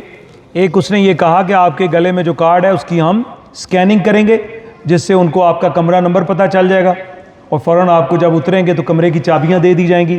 دوسرا اس نے یہ کہا کہ آپ کا جو سامان, جو ٹرک پہلے آ گیا ہے, ہم نے آپ کا سامان جو ہے وہ آپ کے فلورز پہ پہنچا دیا ہے. ان کو کیسے پتہ چلا کہ آپ کا فلور کون سا ہے؟ ان کو پتہ اس وقت چلا جب آپ نے اپنے بیگ میں لگیج ٹیگ لگایا ہوا تھا, کیونکہ اس لگیج ٹیگ کے اوپر ایک QR کوڈ تھا. انہوں نے آپ کے آنے سے پہلے اسکین کیا, ان کو پتہ چل گیا کہ حاجی صاحب کا کمرہ نمبر 512 ہے. انہوں نے لفٹوں کے ذریعے آپ کے آنے سے پہلے ہی 5ویں فلور پہ آپ کے بیگ پہنچا دیے. تو لہٰذا سفری کوائف نامے کی اہمیت اس بات سے بھی واضح ہو گئی کہ آپ نے اگر آسانی سے اپنا سامان لینا ہے تو سفری کوائف نامہ لازمی لگانا ہے. مکتب کا عملہ وہاں موجود ہوگا, وہ آپ کو شناختی بریسلیٹ دے گا جو آپ نے اپنے ہاتھ میں پہننا ہے, اور یہ آپ نے تھرو آؤٹ حج یہ پہنے رکھنا ہے. یہ آپ نے نہیں اتارنا بریسلیٹ, یہ پلاسٹک کا ہوگا, یہ نہیں اتارنا. یہ آپ کی وہاں شناخت ہے, کیونکہ آپ کا پاسپورٹ جمع ہے, تو یہ آپ نے پہنے رکھنا ہے, اور جب واپس آئیں گے پھر اتار دیں. خدام الحجاج وہاں موجود ہوں گے, آپ کو کمروں کی چابیاں دیں گے, وہ آپ کی رہنمائی کریں گے, اور نظم و ضبط سے آپ نے کمروں کی چابیاں لینی ہیں. جس طرح مدینہ پاک میں آپ کو تاکید کی گئی تھی کہ نظم و ضبط کا مظاہرہ کرنا ہے. سر یہ اصول بنا لیں, اپنی زندگی کا اصول بنا لیں کہ نظم و ضبط کا مظاہرہ کریں, اور کوشش کریں کینہ, بغض, حسد یہ پاکستان چھوڑ جائیں. وہاں آپ پیار لے کے جائیں, محبت لے کے جائیں, چہرے پہ مسکراہٹ لے کے جائیں, ایثار لے کے جائیں. یہ سب کچھ ادھر رہ جانا ہے. پانی کا بلبلہ 1 سیکنڈ نہیں لگتا بندہ اللہ کے حوالے. تو یہ کیا ہے, جھوٹی انائیں, جھوٹے معاملات جن میں ہم پڑے ہوئے ہیں. تو آپ سب نے وہاں نظم و ضبط کا مظاہرہ کرنا ہے. پاکستانیت کو ادھر ہی چھوڑ جائیں اور وہاں جا کے ایک اچھے مسلمان ثابت ہوں, اور کچھ دیر آرام کر لیں. اس کے بعد آپ ٹولیوں کی شکل میں جیسے آپ کو آسانی ہو آپ بسوں کے ذریعے عمرہ کے لیے تشریف لے جائیں. مکہ پاک میں آپ نے کن چیزوں کا خیال رکھنا ہے؟ کئی دفعہ ایک بس میں زیادہ مکاتب کے لوگ ہوتے ہیں. جیسے میں پرسوں یہاں یونیورسٹی کے باہر ہال کے باہر موجود تھا, تو میں نے دیکھا ایک بس آئی جس میں پولیٹیکل سائنس کے اسٹوڈنٹس بھی تھے, باٹنی کے اسٹوڈنٹس بھی تھے, کیمسٹری کے اسٹوڈنٹس بھی تھے. تو بس نے بالکل, یہ ساتھ ہمارے سیاسیات ڈپارٹمنٹ ہے, ان کو بچیوں کو اتارا, پھر آگے باٹنی والوں کو اتارا, پھر اس کے بعد وہ کیمسٹری ڈپارٹمنٹ میں گئی. ٹھیک اسی طرح اگر آپ کی بس میں دوسرے مکاتب کے لوگ ہوئے تو وہ ترتیب سے اتارتی جائے گی, اور ٹائم لگ سکتا ہے اس میں 15 منٹ, آدھا گھنٹہ. تو آپ نے تعاون کرنا ہے, صبر کا مظاہرہ کرنا ہے. یہ نہیں کہنا کہ ہمیں پہلے چھوڑو, ہم تو پہلے بیٹھے تھے. تو سارے اکٹھے ہی وہاں سے روانہ ہوئے ہیں, تو آپ نے اس بات کا خیال رکھنا ہے. اس کے علاوہ بعض اوقات جاوید اقبال صاحب کی طرح غلطی سے آپ سامان لے جاتے ہیں دوسروں کا, تو لہٰذا اگر آپ غلطی سے لے گئے ہیں, غلطی انسان, ہم خطاؤں کے پتلے ہیں, ہم انسان ہیں, ہم سے غلطیاں ہوں گی, لیکن بہترین انسان وہ ہے جو اپنی غلطیوں سے سیکھے. یہ قصے آپ کو سنانے کا مقصد یہ ہے کہ آپ پہلے سے اٹینٹیو ہو جائیں इन बातों को, छोटी छोटी चीज़ों को पहले से मद्देनज़र रखें ताकि वहाँ आपको परेशानी ना हो। मदीना मुनव्वरा में आपकी जो रिहाइश है वो बिल्डिंग्स में होगी। मदीना में होटल्स थे, मक्का में बिल्डिंग्स होंगी। और आप सब जानते हैं कि होटल्स जो हैं वहाँ ज़रा डिफरेंट सहूलियात होती हैं, रूम सर्विस होती है, जबकि बिल्डिंग्स में ऐसा नहीं होता। तो आपने वहाँ ताउन करना है, अपने आप को किसी से कंपेयर नहीं करना कि उसको बड़ी बिल्डिंग दे दी, वो कसीर मंजिला है 10-12 मंजिला, मुझे आपने 5 मंजिला वाली दे दी। क्योंकि हमें अपने दुखों का दुख नहीं होता, हमें दूसरे के सुखों का दुख होता है। हमें ये यार, ये भी हमारे साथ लाहौर से ही आया, ये गढ़ी शाहू का रहने वाला है, तो मैं जना गार्डन की तरफ रहता हूँ, तो इन्होंने मिनिस्ट्री वालों ने इसको नई बिल्डिंग दे दी है, मुझे कुछ साल पुरानी दे दी है। तो लिहाजा आपने ख़ुद को किसी के साथ कंपेयर नहीं करना। जैसे आपको मैंने पहले बताया था कि हमने 66,000 हाजियों को इस साल पैसे वापस किए।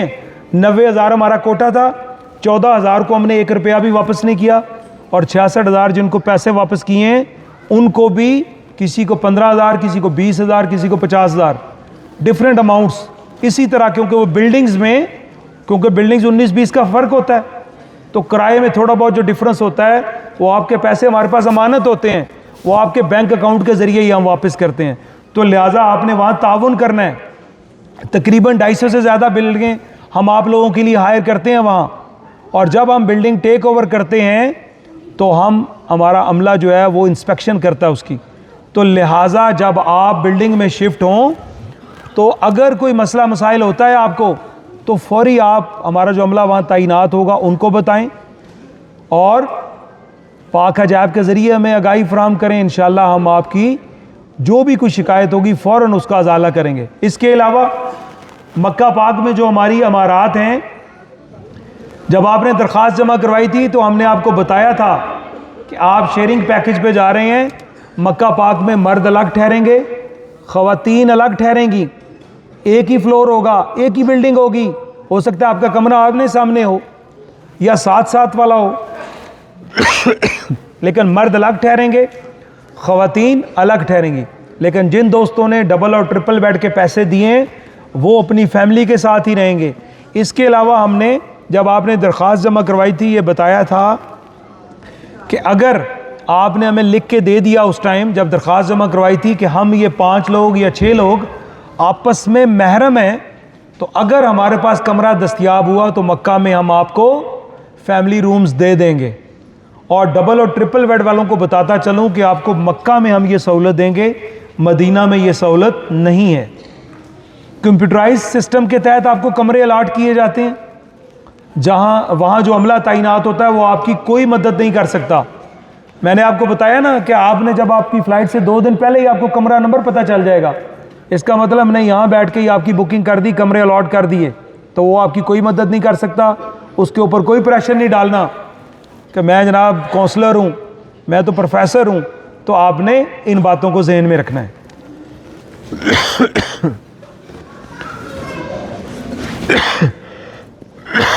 आप जब अपनी बिल्डिंग पे जाएं तो उसका नंबर नोट कर लें, उसकी तस्वीर ले लें। हर बिल्डिंग के बाहर एक बोर्ड लगा होता है जिसके ऊपर पाकिस्तानी परचम आवेज़ा होता है, आप उसकी तस्वीर ले लें।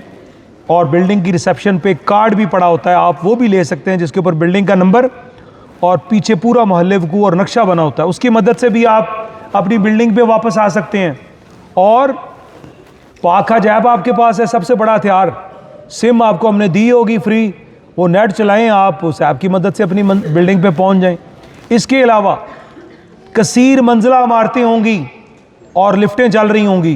तो अगर आप, नमाज का टाइम 1 बजे है, तो 12:45 पे बिल्डिंग से निकलेंगे तो क्या होगा, लिफ्टों पे रश होगा। तो अगर आप आधा घंटा पहले निकलें, बिल्डिंग वो लिफ्टें नॉर्मल चल रही होंगी। तो लिहाजा ये हम आपको पहले इसलिए बता रहे हैं कि आप खुद को मैनेज कर लें। कोई मुश्किल नहीं होती अगर पहले से बता दी जाए, खुद को मैनेज करना है बस। आधा घंटा पौना घंटा पहले आप निकलेंगे, लिफ्टों पे कोई रश नहीं होगा।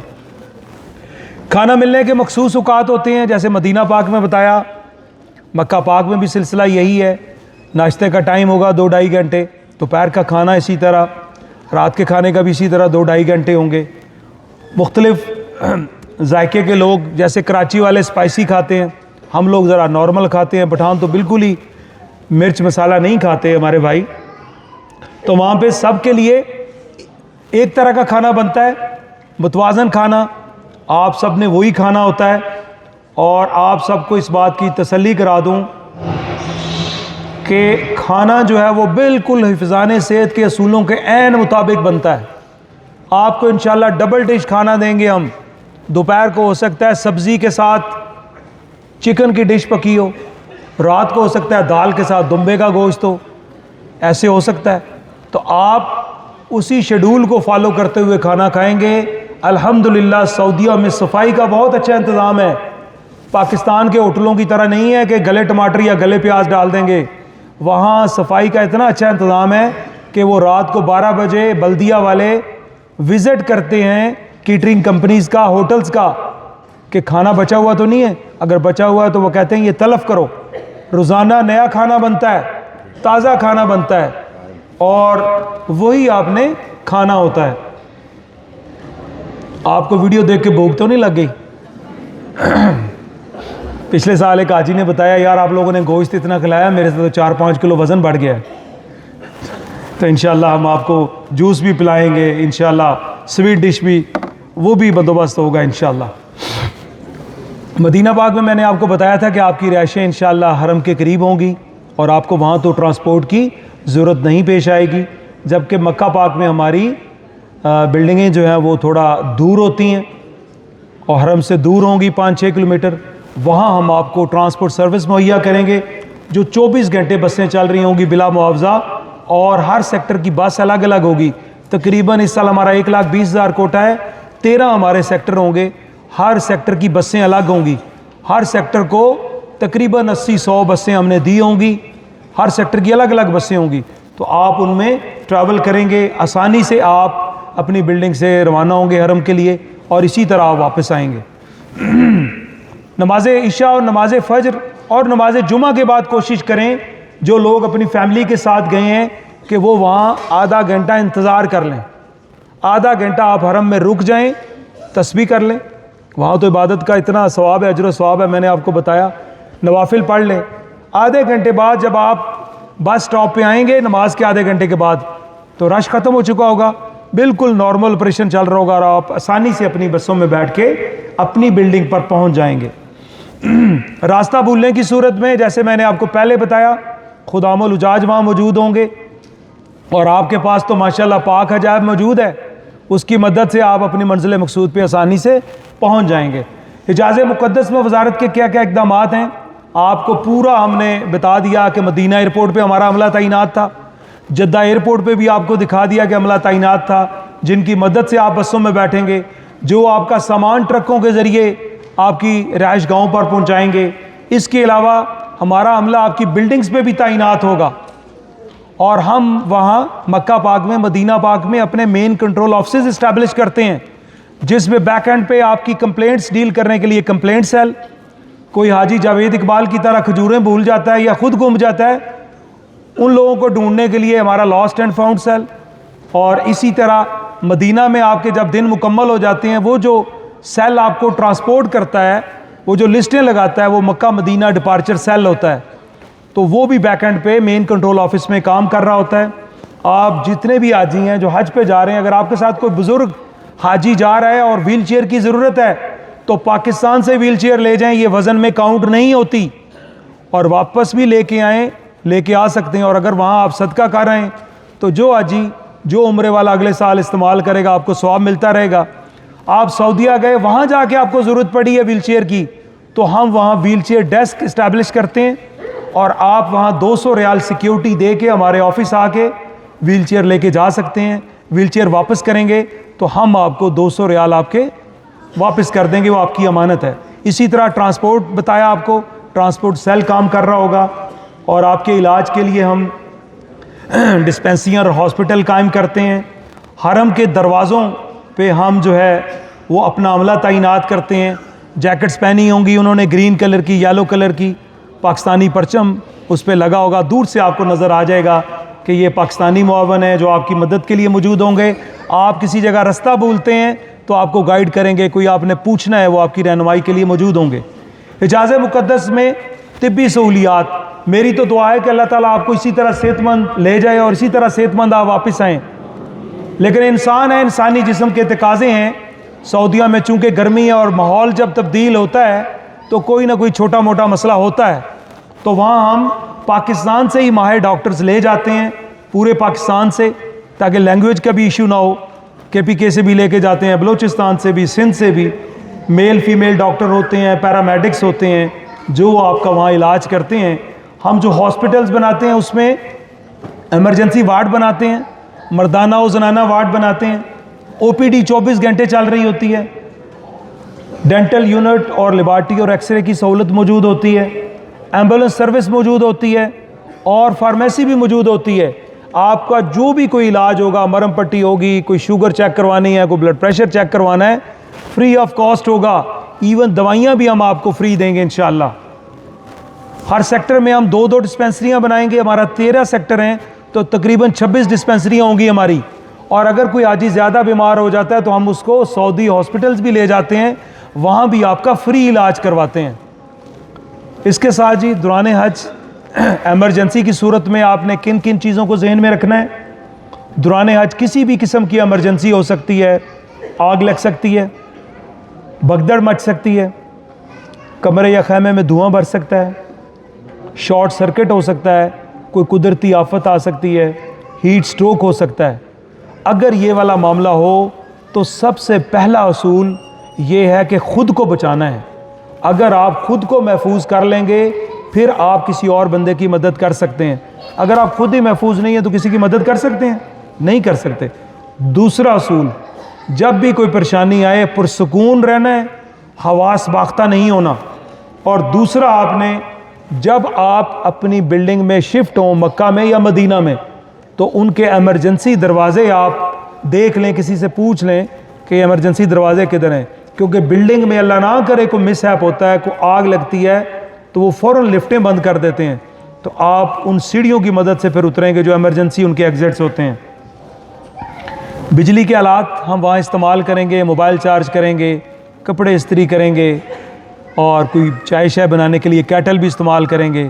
تو بجلی کے آلات استعمال کرتے وقت خصوصی آپ نے احتیاط کرنی ہے، خود بھی محفوظ رہنا ہے، دوسروں کو بھی محفوظ رہنا ہے، اور اللہ نہ کرے بھگدڑ مچے، کیونکہ کثیر تعداد ہوگی عازمین کی، کئی دفعہ بھگدڑ مچ جاتی ہے۔ تو اگر بھگدڑ مچے تو جس طرح یہ جوان لوگ ہاتھوں میں ہاتھ ڈال کے کھڑے ہیں تو ایسے کھڑے ہو جائیں تاکہ ہمارے جو بزرگ عازمین ہیں، ہماری جو خواتین ہیں، وہ دھکم پیل سے بچ سکیں۔ اور اگر کوئی مصیبت، کوئی پریشانی، ایمرجنسی کی صورتحال ہوتی ہے تو آپ سب نے حسبنا اللہ و نعم الوکیل کا ورد کرنا ہے۔ بے شک یہ اللہ کی طرف سے آزمائش ہے، اللہ پاک اس کو دور کریں گے۔